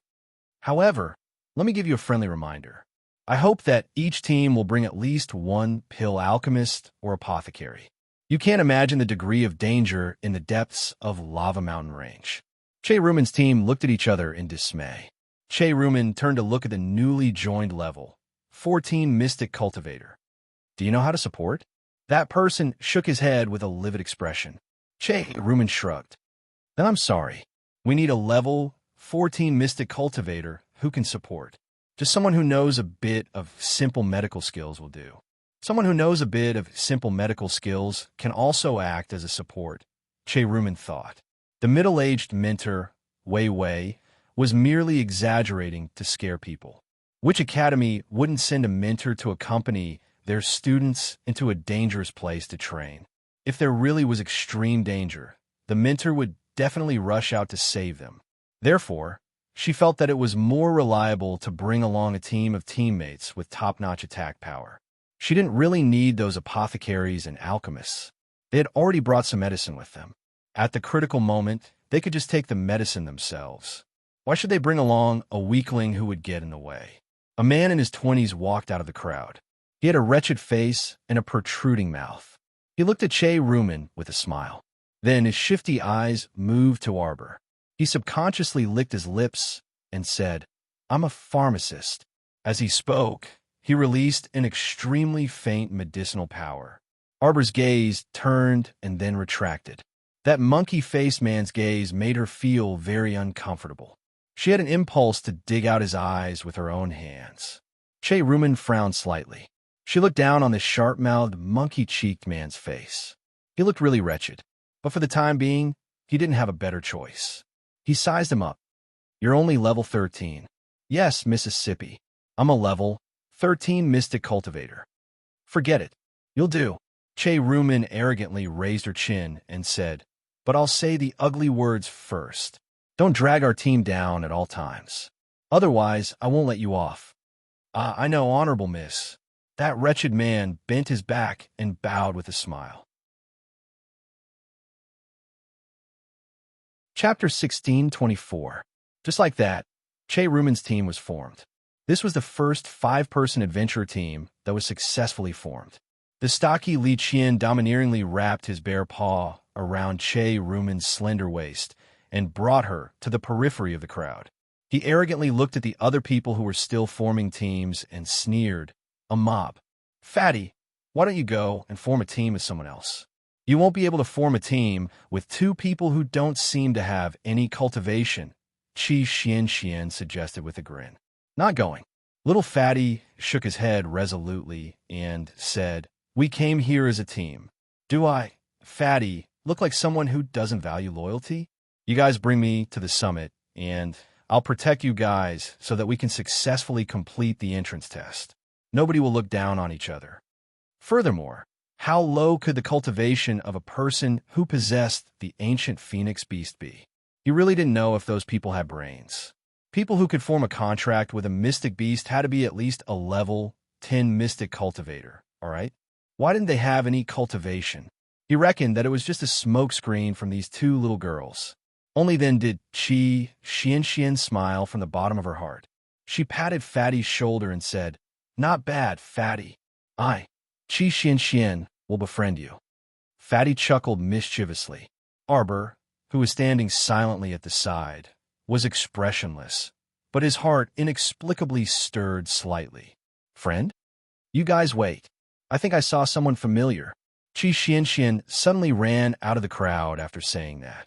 Like a gust of wind, she swept past everyone at an incomparably fast speed, startling everyone who was busy forming teams. Fuck, how could a woman who didn't seem to have any cultivation be so fast? "Stop right there." Qi Xian pounced on a person's back like a hungry tiger pouncing on its prey. She raised her fist and ruthlessly smashed it down. Io, that person, who was wrapped in a black cloak, hugged his head and scurried away like a rat as he cried out in alarm. "Fuck, it's you." Little Fatty also recognized him. With a roar, he quickly jumped over. His speed was more than twice that of Qi Xuan's. He was so fast that he was almost like a nimble ball. He leaped to the side of the man in the black cape in an instant, and his fists rained down on the man's head. "How dare you sell me a fake map and make me walk so far in vain? You brat, hand over my 10 spirit coins. You've got the wrong person. I don't know you guys at all. What fake map?" The cloaked man shouted in a muffled voice. Teacher, save me." Instructor Wei Wei, who was watching from the sidelines, continued to remain silent. Qi Xian and Little Fatty's fists landed on the black-caped man's body. Hearing this, Qi Xian's fist paused. She turned to look at Little Fatty in astonishment. With an incredulous expression on her face, she asked, "Are you serious? You spent 10 spirit coins to buy that lousy map?" Little Fatty's fists continued to land. He turned his head and looked at Qi Xian. "Aren't you? How much did you spend?" "I spent 1 spirit coin." Qi Xian covered her face. Little Fatty was instantly enraged. His fists rained down on the black-caped man's face as though they were free. "Fuck, you stinky brat. How dare you treat me like this? What's the matter? Do you think I'm easy to fool just because I'm a man?" Arbor didn't know why, but he had the urge to laugh. Chapter 16:25. Rip. Qi Xian simply tore off the guy's black cloak. Who knew that the guy was only wearing a pair of nondescript shorts?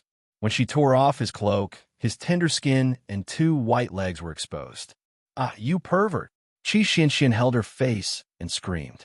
She kept kicking the man whose cloak had been ripped off. The man in the black cloak lay on the ground with tears streaming down his face. "Please, big sister, who tore off my cloak? Who made me expose my body? How dare you call me a pervert? She's the pervert. Her whole family are perverts. Stop hitting me. Stop hitting you too." The man in the black cloak wailed. "I'm not a pervert. I'm your senior brother from year 2.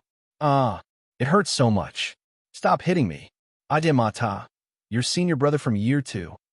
Little Fatty pulled Qi Xian over and looked suspiciously at the man who was lying on the ground with a bump on his head. "You're from year 2? Oh my God, the two of you are too ruthless." The senior brother from year 2, whose legs were exposed and whose shorts were tattered by Little Fatty, stood up. Actually, the guy was supposed to be quite handsome, but his face was swollen by Little Fatty and Qi Xian, and his original appearance could not be seen. Teacher, he sold us a fake map. Chi Xian shouted angrily at Instructor Wei Wei. A student from your academy sold us a fake map. What fake map? How can that map be fake? Mata shouted, unconvinced. It's obviously a real map. You just don't know how to read it. Arbor walked up quickly and tugged at Qi Xuan's little paw. Qi Xian was so angry that she did not notice her actions. She turned her head and shouted at Instructor Wei Wei. Teacher, aren't you going to do something about it? Mata was selling the map in Anka City under the Academy's instructions. Wei Wei said calmly. The fact that you were tricked can only mean one thing. You're too stupid. You. Qi Xian was so angry that her lungs were about to explode. She turned around and saw Mata, whose face was bruised and swollen, and laughed wretchedly. She was so angry that she kicked him. This time Mata dodged. He patted his chest and shouted, Hey, little girl, you're so young, but your kicks are so fucking vicious. If I get kicked by your bloodline-ending kick, will there still be any happiness left in my life? Let me remind you that once the incense sticks time is up and you fail to form a team, you will be disqualified from the entrance test, Wei Wei said coldly. What? You're clearly picking on me, Qi Xian said angrily. Everyone will be treated equally. Qi Xian was so angry that her cheeks were puffed up. She turned her head and saw Mata smiling wretchedly. She raised her fist and rushed forward. You, join our team. If you don't agree, I'll beat you to death. Everyone was stunned. Fuck, you can team up like this? Little Fatty secretly clenched his fists and praised. Xian, well done. Pull the map seller into the team and beat him up if he doesn't like you. Perfect. Arbor's mouth twitched. She looked helplessly at her two unreliable teammates. Why did she feel that her team would turn into a team of clowns? Don't hit me. Please don't hit me. Chapter 16:26. I'll join.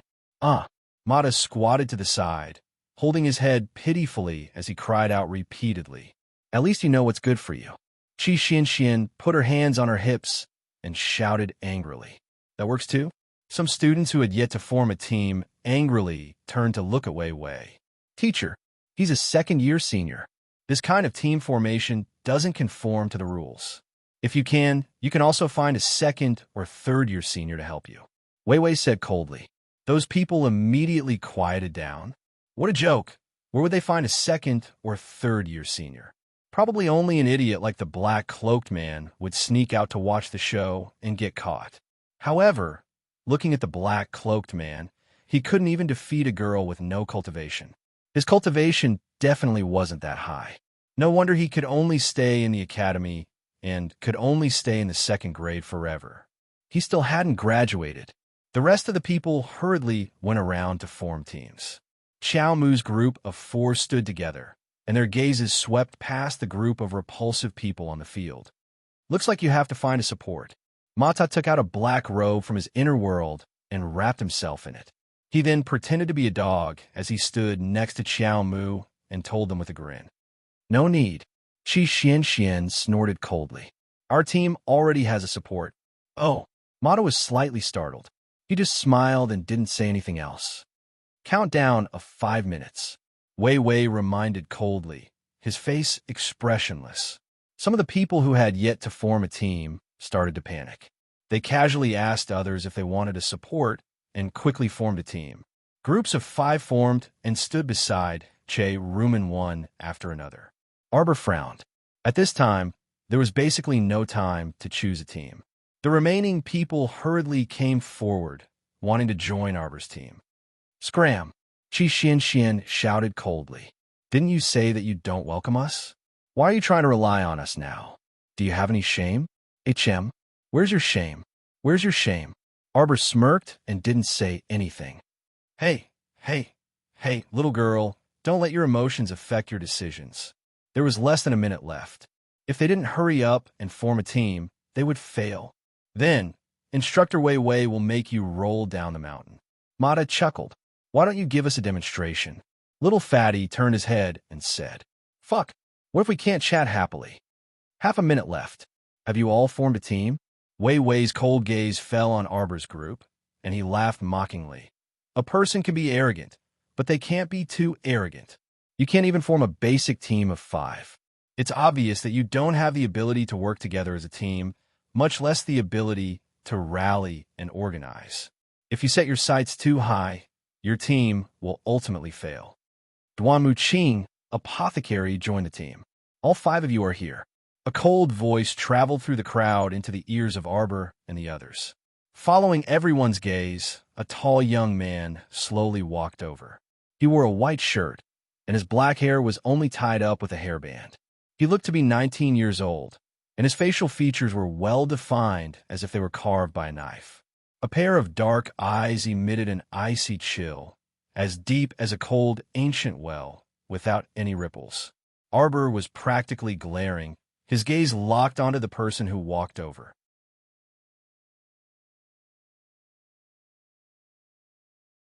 Chapter 16:27. At that moment, she felt dizzy. There seemed to be some messy and impure images pouring into her mind. In the dark dungeon, a pair of expectant black eyes stared at her through a small window the size of a palm. He murmured, "Chow chow, chow chow. Hang in there, don't die. Live, live with me. Brother Qing, it's so painful to live. Brother Qing, I can't hold on anymore. No, you have to hold on. Chow chow, Master has already left me. You can't die. You have to live with me. We can definitely live. Jojo, there will be hope as long as you live." Their gazes met across the air, and their gazes met. At that moment, Duanmu Qing was slightly taken aback.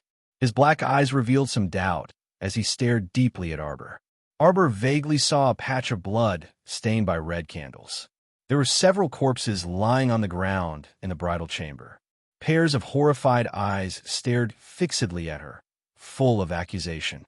It was as if she was the main culprit. "Brother Qing, don't worry about me. Hurry up and leave, he's coming. Hurry up, hurry up, hurry up." Arbor only saw a patch of scarlet in front of her eyes. In a daze, she seemed to see a beautiful woman running wildly out of the room. That face, that familiar face. Xiao Mu froze in place in shock, simply unable to believe the hazy scene before her eyes. Impossible, impossible, impossible, impossible, impossible. How could she stand up in her previous life? Wasn't she crippled and paralyzed all this time? When did she stand up? What was going on in the bridal chamber? What was going on in front of her eyes? Impossible. She had already killed Qin Xian. She had already gotten rid of her inner demons. She should have remembered everything from her previous life. It was impossible for her to forget. Impossible. Arbor suddenly turned around and flew towards a mountain peak in the distance. Jojo. Qi Xianxian was stunned. She grabbed Duanmu Qing, who was still in a daze, and shouted at Instructor Wei Wei, "The 5 of us are here. We'll come over later." After saying that, he hurriedly chased in the direction of Arbor. Everyone looked at each other in dismay. They really couldn't figure out how these 2 little girls, who seemed to have no cultivation at all, could be so fast. Could it be that they had collectively misjudged him? Instructor Wei Wei didn't make things difficult for them. He only glanced coldly in the direction of Arbor, where Qi Xianxian and Qi Xianxian had left. He turned his gaze to the remaining 3 people on the field.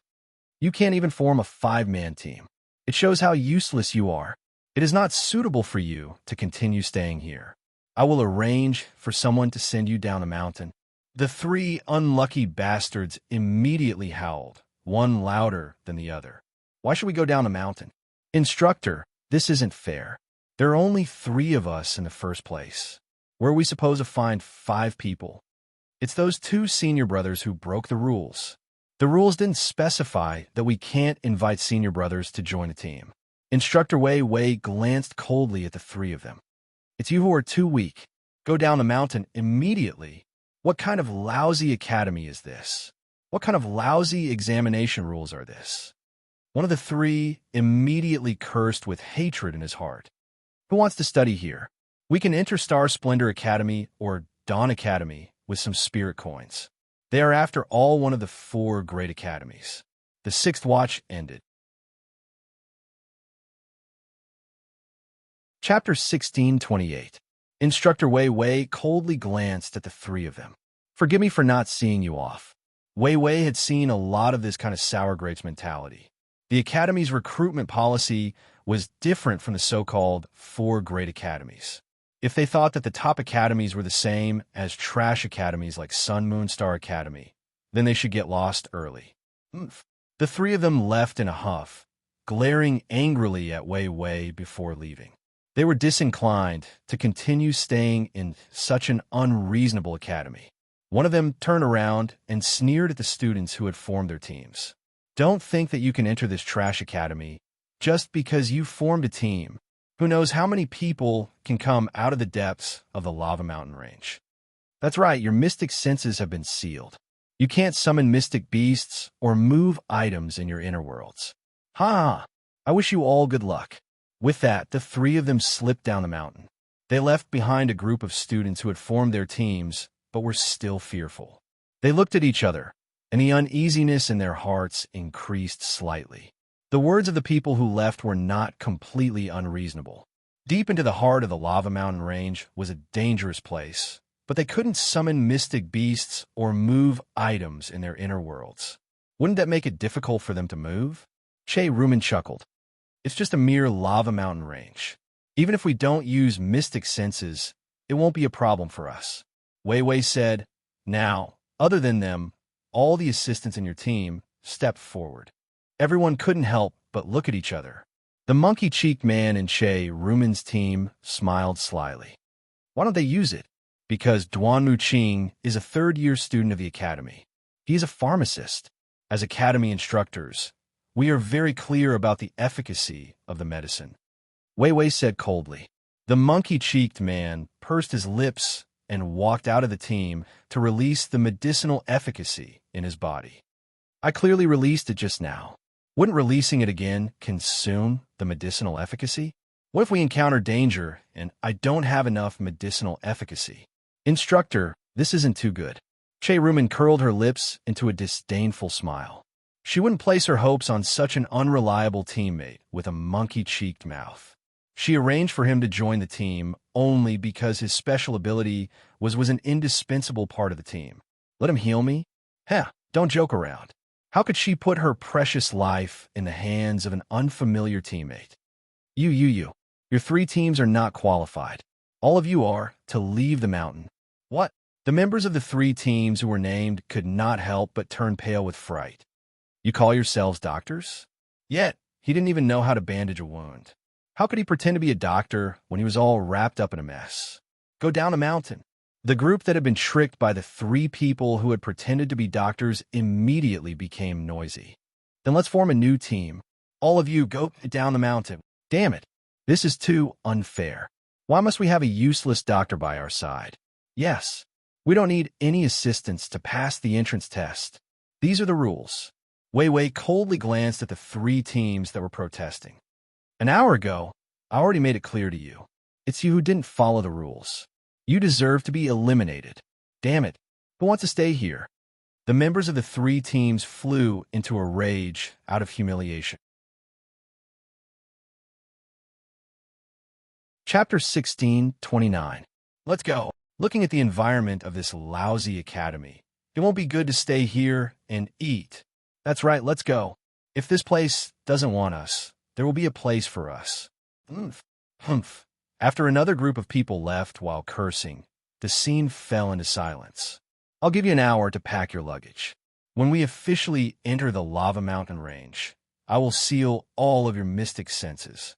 At that time, not only will your mystic beasts be unusable, your inner worlds will also be unusable, Wei Wei said coldly.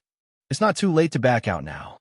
After entering the depths of the lava mountain range, whether you live or die will depend on your own efforts. I won't help you. TSK. Che Rumen looked away in disdain. She didn't believe it. If they encountered that kind of life and death crisis, would the instructors of a top academy look on coldly and not lend a hand?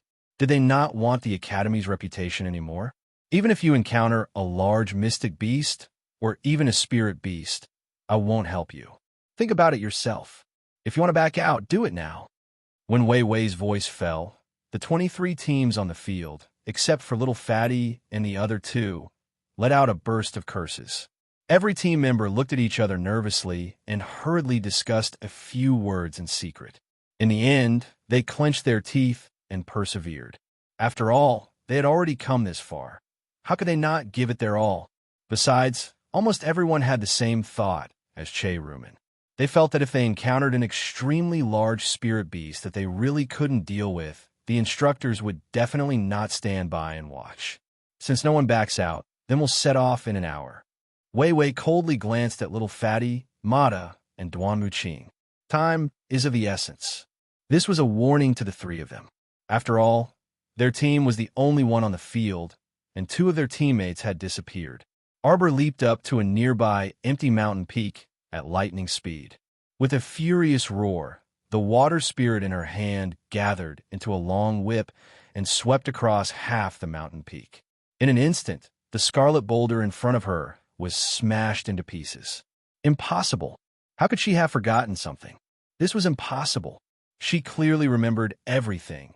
She clearly. Arbor held the water spirit whip and stared blankly at the mountain wall in front of him. It was as if a yellowed, ancient scroll painting had appeared on the mountain wall, and the figure on the scroll was constantly flashing. If you want to kill Brother Qing, you'll have to kill me first. You call him Brother Qing? You and I have been together for so long. Do you know my name? Arbor knew all too well about the man in front of him, who was wearing a wedding robe and holding a sword. His handsome face was cold, and his eyes emitted a dark green light. Wasn't it Qing Xian? The blood in her body almost froze in an instant. Impossible. Impossible. Impossible. How could she possibly marry Qing Xian? There was no such thing in his memory. Impossible. I remembered wrongly. I remembered wrongly. I remembered wrongly. He must have remembered wrongly. She squatted down and hugged herself into a ball, trembling. She saw the ancient scroll painting on the mountain wall. Qing Xian, who was wearing a red wedding dress, was thrusting the sword in her hand into a man's body. Arbor held her head and didn't dare to look anymore. She didn't dare to look into those ruthless eyes. She just squatted there and hugged herself into a ball. Chapter 16:30. In her daze, she seemed to hear someone talking beside her. My name is Duan Muqing. I don't remember how old I am anymore. What about you? My name is Arbor. I'm 20 years old. How long have you been locked up here? I don't remember. I was only 19 when I came in. Now, I don't know how many years have passed. It should have been 4 to 5 years. Duan Muqing let out a long sigh and said, Actually, I've always lived in darkness. After a long time, I don't have to worry about never seeing the light again. Jojo, do you still remember what the starry sky looks like? If I can get out, I must spend 3 days and 3 nights to take a good look at the distant starry sky. Jojo, can you promise me one thing? Don't die before me. It's really too hard to stay in the dark alone. Arbor squatted on the ground. Unknowingly, her face was covered in tears. She felt that she might have remembered. Duan Muqing. Duan Muqing. He was one of the 2 pharmacists who were locked up in the dungeon with her and were studied by Fan Xiuhe all day long. It's him. What was going on? Impossible. She had never seen the 2 pharmacists who were equally miserable in her memory. Impossible. She didn't know the pharmacist called Duan Muqing at all. She didn't know that when she was carried out of the dungeon by Qing Xian, she hadn't heard any movements from the 2 pharmacists for a long, long time. The pharmacists should have died long ago. Why did they appear by her side afterward? So scary, so chaotic. Why was she standing in the same wedding room as Qing Xian? Impossible. She couldn't have agreed to marry Qing Xian. Her mind was in a mess. It was blurry and even filled with horror and fear. Master, little Trant jumped out of Paradise Planet in a panic. Little Soil and Little Water also jumped out with it. The 3 little ones rubbed against her legs and looked at her anxiously. Master, what's wrong? Jojo. Qi Xian, who had chased after her, ran over from afar. When he saw everything clearly, he couldn't help but be shocked. Damn, this side of the mountain was almost flattened. Could it be? Qi Xian looked at Arbor in shock. She didn't have time to think about how this guy could be so strong. She quickly ran over and threw herself at Arbor. She reached out and hugged him tightly. Jojo, what happened? Tell me. I'll follow you. After being yelled at by this loud voice, the blurry scene in front of his eyes really receded like the tide, and there were no more flickering lights or passing shadows. Without Duan Muqing, without the terrifying Qin accent, without the blood-red color of the corpses on the ground. Qi Xianxian looked at her anxiously. Arbor's eyes turned slightly red, and he could not hide the fear in his heart. He suddenly reached out and hugged Qi Xianxian, and he cried out emotionally, Xianxian, I miss Emolien, I miss my mother, I miss Master. I want to go home. This terrible feeling was too uncomfortable to bear. It made one's heart palpitate and panic. She originally thought that she had solved all the mysteries of her previous life. She remembered everything, and she even personally solved her inner demon. She killed Qin Xian, and everything was over. It was like a person who had been trapped in a maze for 3 days and 3 nights. He finally saw the light and thought that he was about to walk out of the maze. Chapter 16:31. However, behind the light was an abyss, an even more vast labyrinth. This made her powerful heart start to crack. She also couldn't endure this endless torment. Don't be afraid. Don't be afraid. Don't worry. I will definitely help you. I will definitely stand on your side. Qi Xianxian said, as if she was making a vow. Little fatty will too. Don't worry, little fatty, and I will help you. Arbor turned to look at Qi Xianxian. She looked at her pitifully, sniffled, and said, Xianxian, my shoulder hurts from your arm pressing on it. Qi Xianxian retracted her chubby hand awkwardly and laughed foolishly at her. She pulled her up and said, Jojo, don't worry. I'm here for you. Speaking of which, just now, you ran away because you saw Duan Muqing. Did you know him before? Arbor paused and shook her head. I don't know him. Duan Muqing seems to be the most reliable person in our team. When Qi Xianxian said this, she realized that Arbor was looking at her. She quickly laughed and said, Ha, of course, except for you. Arbor snorted and looked at her. When you came out, did that troublesome teacher say anything? Qi Xuanxuan's expression changed. She slapped her thigh and said, Yes, we have to go back quickly. That troublesome teacher might find trouble with us again. Gurgle. Qi Xianxian almost stepped on Little Water Droplet. She quickly retracted her foot and looked at Little Water Droplet, Little Soil, and Little Trance standing in a row beside Arbor's foot. This, what are these? Arbor lowered her arm slightly. Little Water Droplet, Little Soil, and Little Trant jumped onto her arm at the same time and climbed up. Arbor held the 3 little fellows and said to Qi Xianxian, who was in a daze, Get to know each other. Little Water, Little Soil, and Little Trant. This is the secret of how I comprehended the water and earth spirits. This is holy water, and this is holy land. Qi Xianxian couldn't control her shocked expression for a moment, and her jaw seemed to have dropped. Ugh! Qi Xianxian hurriedly held her small chin and swallowed her saliva. She stared at Little Water and Little Earth with sparkling eyes and said, Wow, so this is the holy earth and holy water of our 5-spirit origins. Let me see. Ouch. Qi Xuanxuan's outstretched hand was gently whipped by the holy water. She quickly retracted her hand. Don't touch my lady holy water. The little guy turned into a little water baby and roared at Qi Xianxian with its arms akimbo. Then it crawled all the way to Arbor's arm. Don't mess around. Arbor touched the water helplessly. Master, don't be sad. I'm not sad. She was just a little confused about her past life. She couldn't accept the sudden influx of dusty memories. That was why she couldn't accept it all at once. Master, you have Dian here. Me too. And Little Soil. The lump of soil was unwilling to be left behind and continued to climb up. As expected of holy water and holy earth. They were both so noisy. Qi Xianxian sighed. She hurriedly turned to Arbor and said, What other abilities do you have to hide from me? Tell me everything in one go so that my heart won't be shocked and frightened all day long. It's too scary. Arbor's mood became better after being cheered up by this fellow. Chapter 1632. Arbor seriously considered Qi Xuanxuan's words. She tilted her head in thought and said, "Actually, the pills I sold last time were all made by me. My alchemist teacher has already passed away." Qi Xuanxuan's small mouth gaped into an O shape. By the time the two returned to the field hand in hand, almost everyone had finished their preparations and gathered in front of the mountain peak. The little fatty involuntarily sighed in relief when he saw the two little girls return. He hastily ran up and sized up Arbor.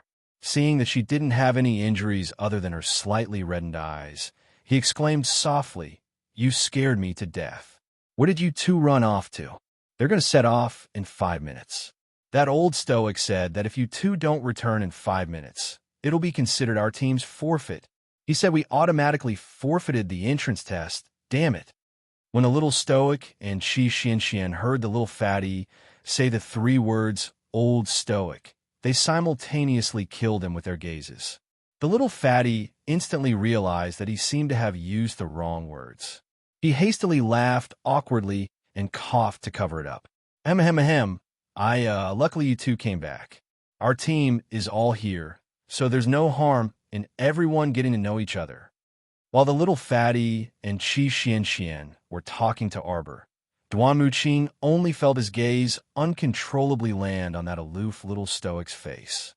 It was as if that little stoic face was like a magnet, deeply attracting his gaze. Duan Muqing reflexively reached out to press his chest and felt his heartbeat inexplicably accelerate. He moved his lips and suddenly wanted to go up and say a few words to the little stoic, but he abruptly realized that the little stoic's gaze had never landed on him from beginning to end. "Hello, everyone. I'm Mata." Mata jumped out first and waved at everyone. The little fatty and Qi Xianxian extended their fists at him at the same time. Mata hastily raised both his hands and said with a mischievous grin, Don't hit. If I didn't inform senior brother Duanmu to come help at the last minute, you guys would have been kicked out of the academy because you couldn't gather enough people." Qi Xianxian was startled. So this guy invited helpers. She looked Mata up and down and snorted. "At least you have some conscience." Mata clasped his hands together and bowed to Qi Xianxian. "Take it as my apology to you. My name is..." Qi Xuanxuan's words were abruptly interrupted by Instructor Wei Wei. "Is everything ready?" Wei Wei walked out of Stone House. "Let me remind you again. Prepare enough water bags. Otherwise, you will regret entering the depths of the lava mountain range." Everyone looked at each other in dismay. Quite a number of people in the group hurriedly turned around and ran towards the academy's pond, intending to carry more water on their backs in case of an emergency. Qi Xianxian couldn't help but feel anxious. She turned to look at Arbor and asked, "What should we do? We didn't prepare any water bags." "Don't worry," Arbor and Fatty said in unison. Arbor was very clear that the things in her Paradise Star didn't need to be stored with profound sense at all. There was plenty of food and water on Paradise Star, as much as she wanted. As for mystic beasts, that was even more laughable. All of her beasts roamed around Paradise Star, unlike other people who needed to use profound sense to open their mystic beast spaces to release their mystic beasts. Chapter 1633. Therefore, these so-called restrictions were completely useless to Arbor. She had a divine cheating tool, Paradise Planet. Arbor turned to look at the little fatty who spoke. The little fatty took off his outer robe, revealing a circle of water sacks of various sizes hanging around his waist. He smiled at the two girls in a simple and honest manner. "Don't worry, I packed a lot of water for you guys. It'll definitely be enough to eat when we enter the lava mountain range." Arbor's gaze relaxed, and Qi Xianxian was so happy that she jumped up and punched the little fatty's shoulder. "Fatty, is it heavy? Why don't you give us a few sacks to carry? This bit of water is nothing." The little fatty put on his outer robe again. "I'll give you the water after we enter the lava mountain range. I'll hold it for you guys first." Tisk, Little Fatty is really considerate. Whoever becomes your wife in the future will definitely be very happy." As they spoke, the person who ran to fill the water sacks again hastily ran back. Many people scrambled to borrow a few more water sacks from the academy. However, Wei Wei swept a cold glance over them and said indifferently, "Time's up." Anguished wails came from students on the mountain peak. Some people looked at the two small water sacks hanging around their waists with faint worry in their eyes. They felt that this instructor Wei Wei definitely wouldn't deliberately frighten them. Entering the mountain range without enough water might really be a suicidal act. They felt a bit panicked. What was going on? Before we set off, each team member, show me your cultivation and mystic energy. Don't hide your strength. Let me know where your true strength lies. Show me your mystic beasts. If I discover that you summoned your mystic beast during the test, it will be considered cheating and your qualifications to take the test will be revoked. Wei Wei turned to look at the strongest team and pointed at Che Rumen. "We'll start with your team." Che Rumen had a smile on her face as she raised her beautiful chin high with a proud expression. She reached out and circled a bean-sized flame. Che Rumen, 18 years old, peak level, 15 Mystic Cultivator, comprehended the 6th level of Spiritual Fire. Peng Guang, 25 years old, initial level, 14 Mystic Cultivator, has yet to fully comprehend Spiritual Water. Zhu Bozong, 22 years old, level, 14 Mystic Cultivator, comprehended the 5th level of Spiritual Water. Li Qian, 28 years old, level 1 Soul Master, level 5 Spiritual Fire. As Che Rumen's team members revealed their strength one by one and summoned their Xian beasts at the same time, everyone present looked at them enviously. As expected, it was the strongest team. In the team, only that wretched man with a protruding mouth and monkey-like cheeks was a level 13 Mystic Cultivator. He had only grasped the edge of spiritual energy comprehension and had yet to fully comprehend it. Among the other 4 people, 3 of them had actually comprehended the 5th level of spirit power. As for the captain, Che Rumen, she was even more talented. She had actually comprehended the 6th level of spirit fire. Those who could comprehend more than 60% of their spiritual energy were all amazing people. This was not something that could be mentioned in the same breath. They couldn't afford to offend them. Che Rumen's team was truly worthy of the title of the strongest team. The teams revealed their cultivation base and strength one by one. Among them, there were 2 people who had comprehended the 6th level of spiritual energy, attracting the envious and jealous gazes of the crowd. Wei Wei was unmoved and only looked on coldly from the sidelines. After the last and second team revealed their cultivation base, everyone's gazes uniformly shifted to Arbor's team. Looking at Arbor's team, their gazes carried hints of watching a good show.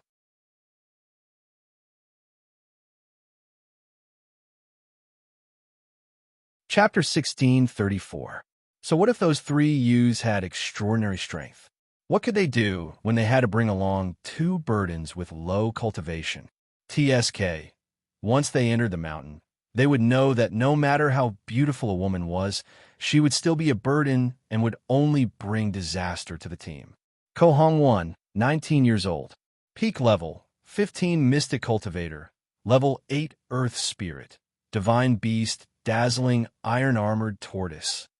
As soon as the announcement was made, everyone exclaimed, Divine Beast, level 8 Earth Spirit? Oh my god, level 8 Earth Spirit. I didn't hear wrongly, right? Under the clamor, Qi Xian, Arbor, and the other 2 spoke indifferently one after another. Qi Xian, 15 years old. Peak level, 13 Mystic Cultivator, level 8 Spirit Lightning, Divine Beast Golden-Furred Lion. Qi Xuan's body trembled as a powerful mystic energy erupted from her hands. Everyone was dumbfounded. Arbor, 15 years old. Initial level, 15 Mystic Cultivator, level 9 Spirit Water, Divine Beast Ancient Bloodfire Phoenix. Mata, 19 years old. Initial level, 1 Mystic Cultivator, level 8 Spirit Water, Divine Beast. Duan Muqing, 19 years old. Peak level, 3 Mystic Cultivator, Level 9 Spirit Wood, Divine Beast. Arbor, Mata, and Duanmu Qing spoke almost at the same time, their voices intertwined. Everyone could only hear Level 9, Level 8, Level 9, and Divine Beast, Divine Beast, Divine Beast. They had completely forgotten how to adjust their facial expressions. Why did such a terrifying species like geniuses exist in this world? What did these so-called geniuses eat to grow up? Didn't they think that summoning divine beasts one by one to scare them was a very immoral and terrifying thing? Also, the power of the 5 spirits that were commonly comprehended in this world were all below level 6. This team was all at level 8 or 9 of the 5 spirits. What did this mean? As Arbor, Mata, and Duanmu Qing released their cultivation and summoned their divine beasts one after another, a trace of spirit energy appeared in their hands. The entire place was practically silent. Screech. The cry of a phoenix was heard. Wei Wei's eyelids twitched. You don't have to summon your ancient blood-fire phoenix. I know. You know? No, you don't know. The ancient blood-blaze phoenix is just one of the saint beasts by my side. Xiao Mu pulled back her hand, but she didn't summon the phoenix. Instead, she faintly swept her gaze over the shocked crowd before turning to ask Wei Wei, "Can we set off now?" Wei Wei nodded. "I have a rough idea of where your strength lies. When the time comes, I will bring you to different areas to train. Do what you can." Everyone nodded with a stupefied expression. They had yet to recover from the shock. This was especially true for the people who had mocked Arbor and Qi Xianxian. Now, they felt their faces hurt. What people with no cultivation? What weak people? Their faces were slapped so hard that it hurt. What bullshit low strength? What bullshit no cultivation? 2 15-year-old girls were peak level, 13 mystic cultivators, and initial level, 15 mystic cultivators respectively. Was there anything more terrifying than this? He was only 15 years old. What was even more frightening was that the average age of the Arbor team was no more than 20 years old, but they had the highest cultivation among all the idiots. There was even a 19-year-old level 3 spirit master. Why didn't such geniuses just die? Did they have to show off in front of normal people like them? See you tomorrow. Chapter 1635. It was such a huge blow to him that he even had the thought of killing himself. Che Rumen was like a wandering ghost as she slowly moved forward with the starting team. Until now, she still couldn't accept that her team was chased down from the strongest team by someone. What strongest team? It was merely a joke. Others who were stronger than them hadn't even said a word yet, but they were clowns jumping up and down, making a huge joke out of themselves. Now, Che Rumen only felt that her face was burning red. She really wanted to turn around and curse Arbor for being an idiot. Why did she blindly hide her strength for no reason? She was clearly a level 15 initial success mystic cultivator, yet she pretended to be someone without any cultivation. Didn't she feel ashamed? However, all the cursing stopped abruptly the moment their gazes landed on that stoic face. What to do if she couldn't curse? That damn stoic face was so hateful. She really hoped that she would die in the depths of that lava mountain range later. Che Rumen thought maliciously in her heart. She pulled her gaze away from Arbor and looked up at the stocky Li Qian. "Do you have the confidence to take first place?" Li Qian furrowed his brows. "That 15-year-old girl is called Arbor, right? Her team probably isn't easy to deal with. There are also 2 seniors helping them. We probably can't take first place, but second place shouldn't be a problem." "I don't want to be second," Che Rumen nearly screamed. Che Rumen, would rather be the head of a chicken than the tail of a phoenix. "I just want to be first. I want our team to be the first in the test." When Li Qian heard that, he looked down at Che Rumen and chuckled as he reached out to hug that woman's slender waist. He said with a smile, "What's the rush? The competition hasn't started yet, right? It's not impossible for you to take first place. I think that team is also made up of little girls and young boys. Their average age isn't over 20, so they definitely don't have much combat experience. They're just born in an aristocratic family and have unusually high talent. If we secretly use some tricks, we might be able to take first place. Li Qian reached out his hand and secretly touched Che's delicate butt. He grinned and said, "But if I help you this time, you have to promise to let me change to another prop." Che Rumen couldn't help but tremble when she heard this. Thinking of Li Qian, that pervert, trying several props on her body, she suddenly felt her body tighten. However, she couldn't offend this level 1 spiritual master for the time being. She still had to rely on him. Che Rumen gave a tender laugh, raised her hand, and touched Li Qian's chest. "You dead ghost, thinking about that all day long. As long as you help me get first place, I'll do whatever you want." Hee hee. "Isn't that because you're such a cute little thing?" Li Qian laughed. The two of them mingled at the back of the group, walking forward while holding each other's arms. However, after the two of them flirted with each other for a while, they felt waves of heat rolling in. The surrounding air began to rise in temperature, and it was unbearably hot. The two of them quickly separated. Che Rumen used her sleeves to wipe the sweat on her forehead and neck. She asked, "Why are you so hot?" "It's much hotter than the peak." Li Qian was so hot that his body and mind were irritated. "That's for sure." A member of the other team hurriedly nodded and interrupted. "The peak above has been cooled down by the spiritual water shield, so naturally it's different from here." Chapter 1636. Che Rumen was unbearably hot. Taking advantage of the fact that her mystic consciousness had not been sealed by the instructor, she hurriedly took out the water flask from her inner world and gulped down half of the water in one go. Hanging the remaining water flask at her waist, Che Rumen asked impatiently, "How much longer until we reach the entrance?" "We should be there soon." The team's advance slowed down. Everyone was originally walking on the winding mountain path, but now they stopped in front of a fiery red stone field. The rocks here were all roasted red, and everything that entered their eyes was bright red. Arbor stopped along with the team. You three teams will hunt 10 level 13 mystic beasts near the entrance of the redstone forest," Wei Wei said coldly, pointing at 3 of the 23 teams. "Now, I will seal all of your mystic consciousness. When the time comes, you can only use your own cultivation and strength when fighting with the mystic beasts in the mountain range. Have you taken out the water and food from your inner world? I'll give you 1 more minute to prepare. Hurry." Che Rumen's expression was ugly. She took out the other 2 flasks of water from her inner world and stuffed a lot of dry rations into her arms. She could not help but protest. "Instructor, the environment here is so bad. You won't let us use our inner worlds? Isn't this entrance test too harsh?" "Those who don't want to take the test can leave now," Wei Wei said coldly. "I've already told you the rules. It's meaningless to raise objections now." In the next second, when everyone was caught off guard, he made a move and sealed everyone's profound senses.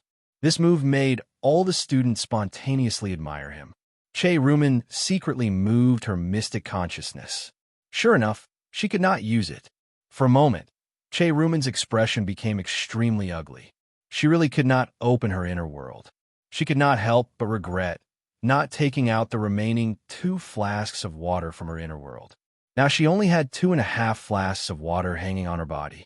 Was it not a bit too little? It was too late now. Her inner world was already sealed.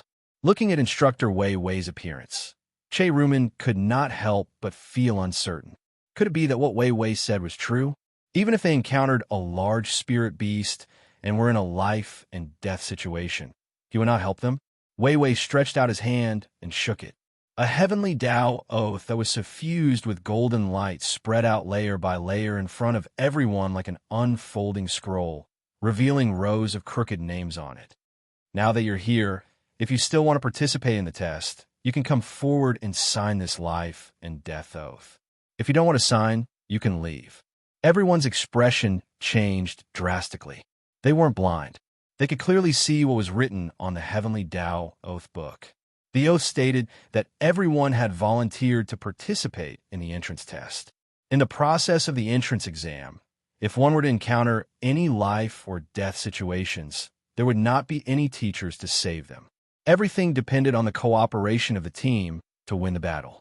Every time a team managed to defeat 10 Shin beasts designated by their instructor, they would be able to summon their instructor and apply to leave the beast area of the lava mountain range. Those who failed to complete the task within the specified time would be deemed to have failed the test and would have to leave the mountain immediately. Everyone had willingly signed the Heavenly Tao Oath after reading it. Their life and death had nothing to do with the academy. It's just a life and death agreement. Are you going to sign it or not? If you don't sign it, you can get lost immediately.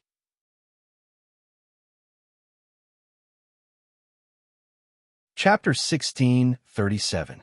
If they signed it, no one could guarantee that they would be able to survive in the lava mountain range. Immediately, a few teams retreated at the same time. To put it bluntly, the Elite Academy was just their second choice. Actually, most of them originally wanted to go to the 4 major academies of the Sun, Moon, and Stars Academy. It was only because the other party's fees were high that they settled for the next best thing. They wanted to try their luck at the Elite Academy first and accumulate experience or money before going to the 4 major academies next year. What a joke. It was just an entrance test. They did not want to throw their lives away. Once this life and death agreement came out, 7 to 8 teams immediately disbanded. They looked at Instructor Wei Wei with ugly expressions and said, "Now that we are not participating in the Elite Academy's entrance test, shouldn't Instructor unseal our mystic senses?" Wei Wei glanced coldly at those few teams. "Your mystic senses will automatically be unsealed after 7 days." What he meant was that they could not unseal it now.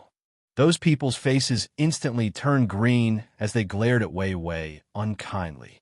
They were so angry that they gritted their teeth. If this Wei Wei had taken out this life and death agreement for them to sign from the start, who knew how many people would still be left after entering the mountain with him? But he had to wait until he led them into the lava mountain range before telling them about this. How was this an entrance test training?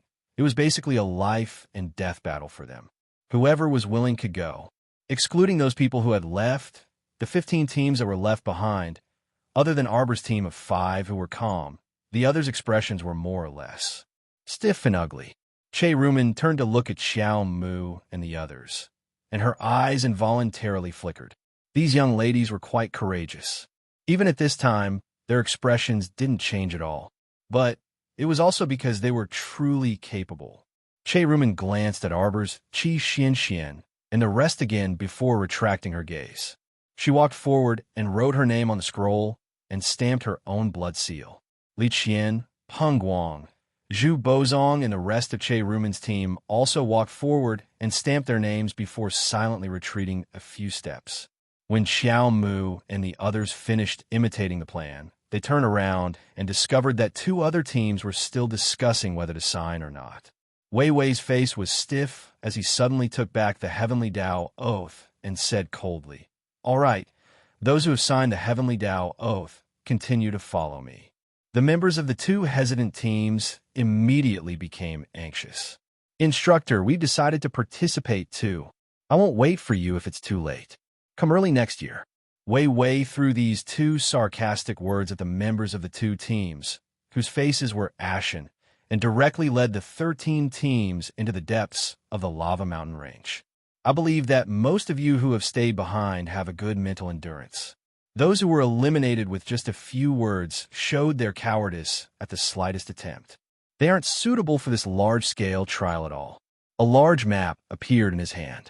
After looking at it for a while, he said, "Everyone, follow me. The lava mountain range is divided into 3 major regions. Our main area for this trial can be called a first-class area.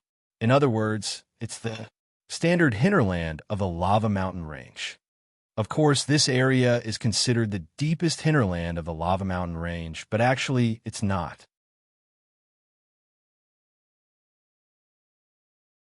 Chapter 1638. The true hinterland of the lava mountain range is actually only considered a Class 2 area. Wei Wei glanced aloofly at everyone and said, "I'll give each team 1 minute to pass the map around and remember the approximate location. Let me remind you that with your current abilities, don't enter Class 2 and Class 3 areas. Otherwise, you won't be able to bear the consequences." The team members couldn't help but look at each other in dismay, and they reached out to take the map with their hearts in a jumble. They wanted to memorize the topographic map in their minds by rote. However, not everyone was like Mo Lien, who had a photographic memory. Even if our dear Xiao Mu saw such an enormous map, she wouldn't be able to remember everything in a short time. Arbor frowned as she turned her head to avoid looking at the map dizzily. Yet she saw Ma Ta, who was standing on the side with his arms crossed, smile vulgarly at them. You guys are in luck today. Boss Duanmu has an extremely good memory. When he was training in the Lava Mountain Range, he once passed through the Class 2 area. He's very familiar with this place. With him leading the way, we don't have to worry about stepping into the forbidden area by mistake. Arbor saw that Duanmu Qing only glanced at the map a few times before looking away.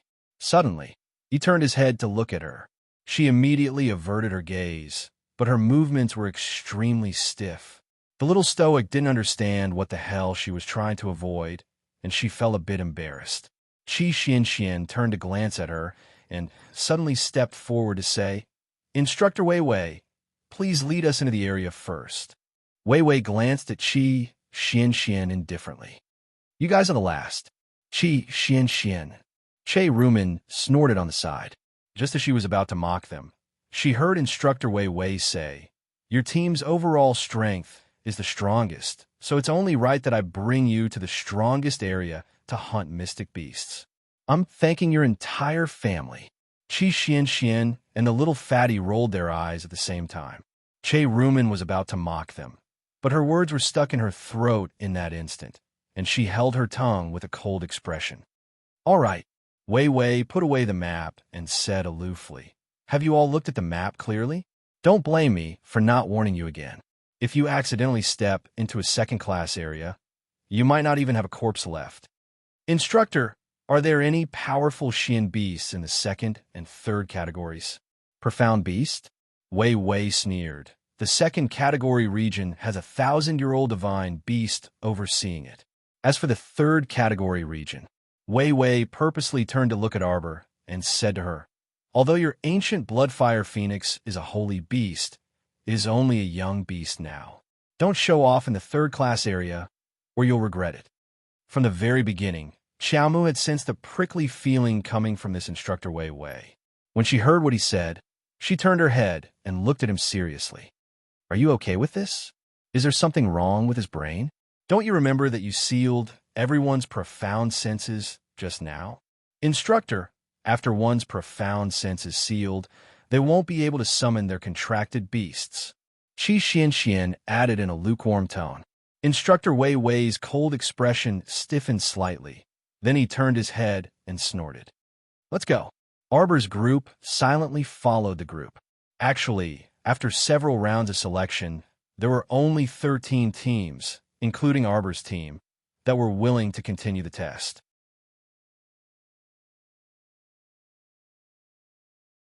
Chapter 1639. And out of these 13 teams, who would be able to make it out of the Lava Mountain Range in the end? No one could say for sure how many teams there would be. Don't think that the Type 1 area that Instructor Wei Wei mentioned was small. In fact, each area was at least tens of thousands of square kilometers. Therefore, Arbor and the other teams were brought to the Type 1 area.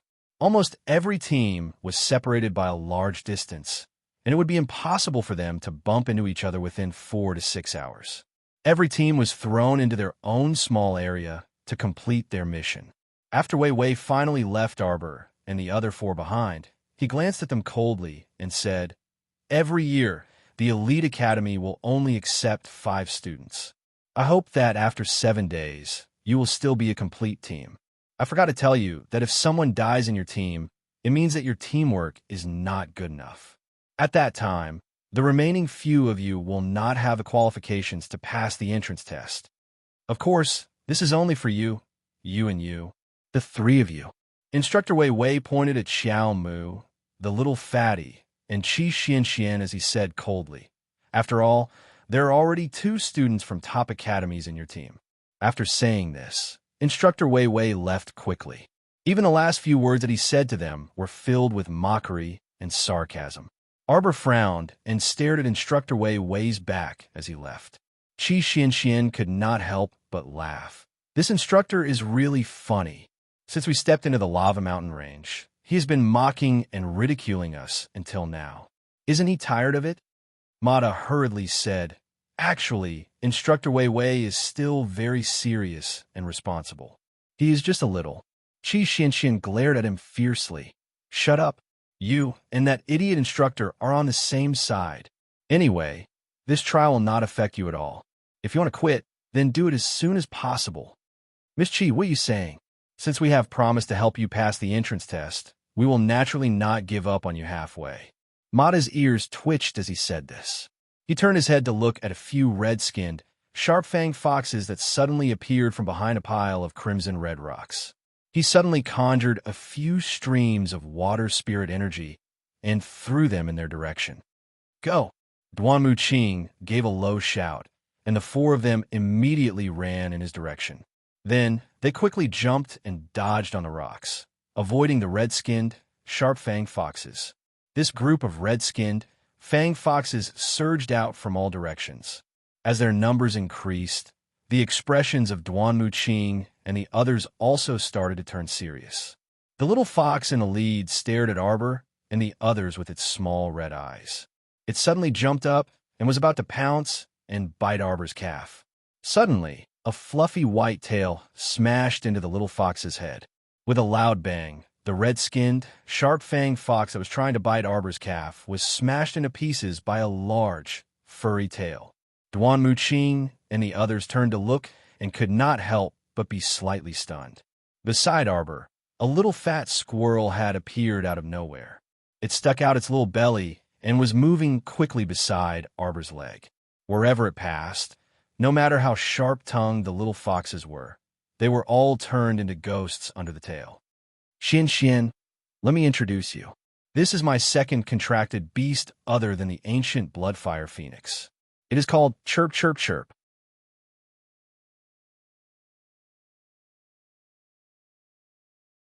Chapter 1640. Qi Xuanquan's wooden face did not have much expression. Instead, it was the little fatty who cried out in surprise.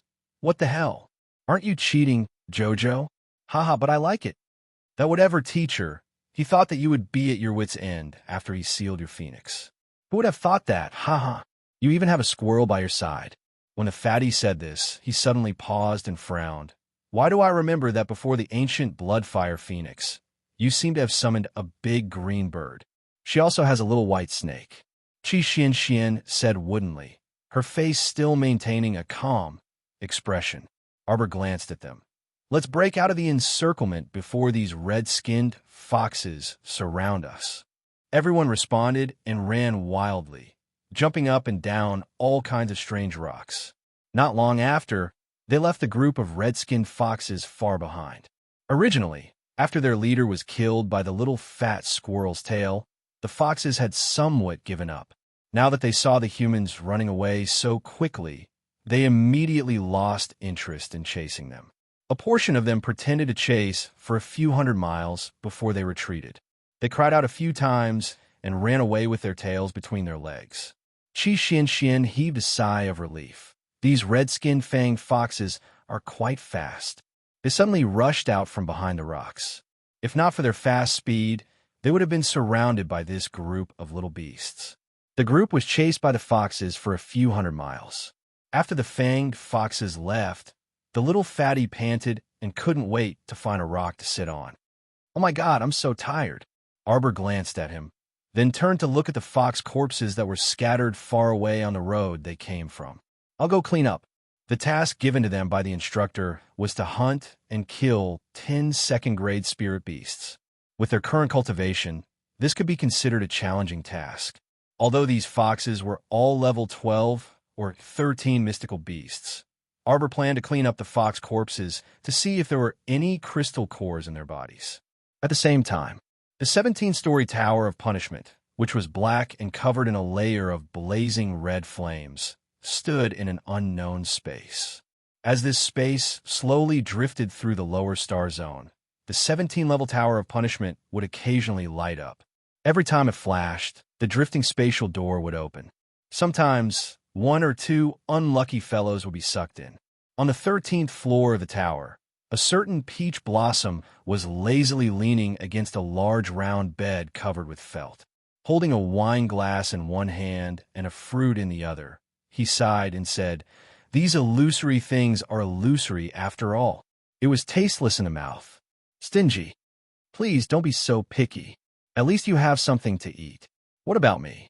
On the opposite side of the round bed, there was a row of iron chains hanging on the wall.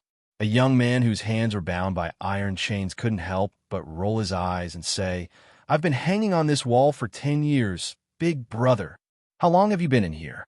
They even entertained you with good food and drinks. That's why I said that the heavenly Tao also differs from person to person. You're just a lackey." The moment the young man finished speaking, a bolt of lightning fell from the top of his head and struck him until he was charred on the outside and tender on the inside. You're tuning in to the Romance Rendezvous YouTube channel. We're so grateful for your support, and don't forget to subscribe to join us on this incredible journey through captivating stories. Your generosity through donations truly makes a world of difference, as it's the primary source of revenue that allows me to expand and enhance this channel for you. Thank you from the bottom of my heart for being a part of this adventure.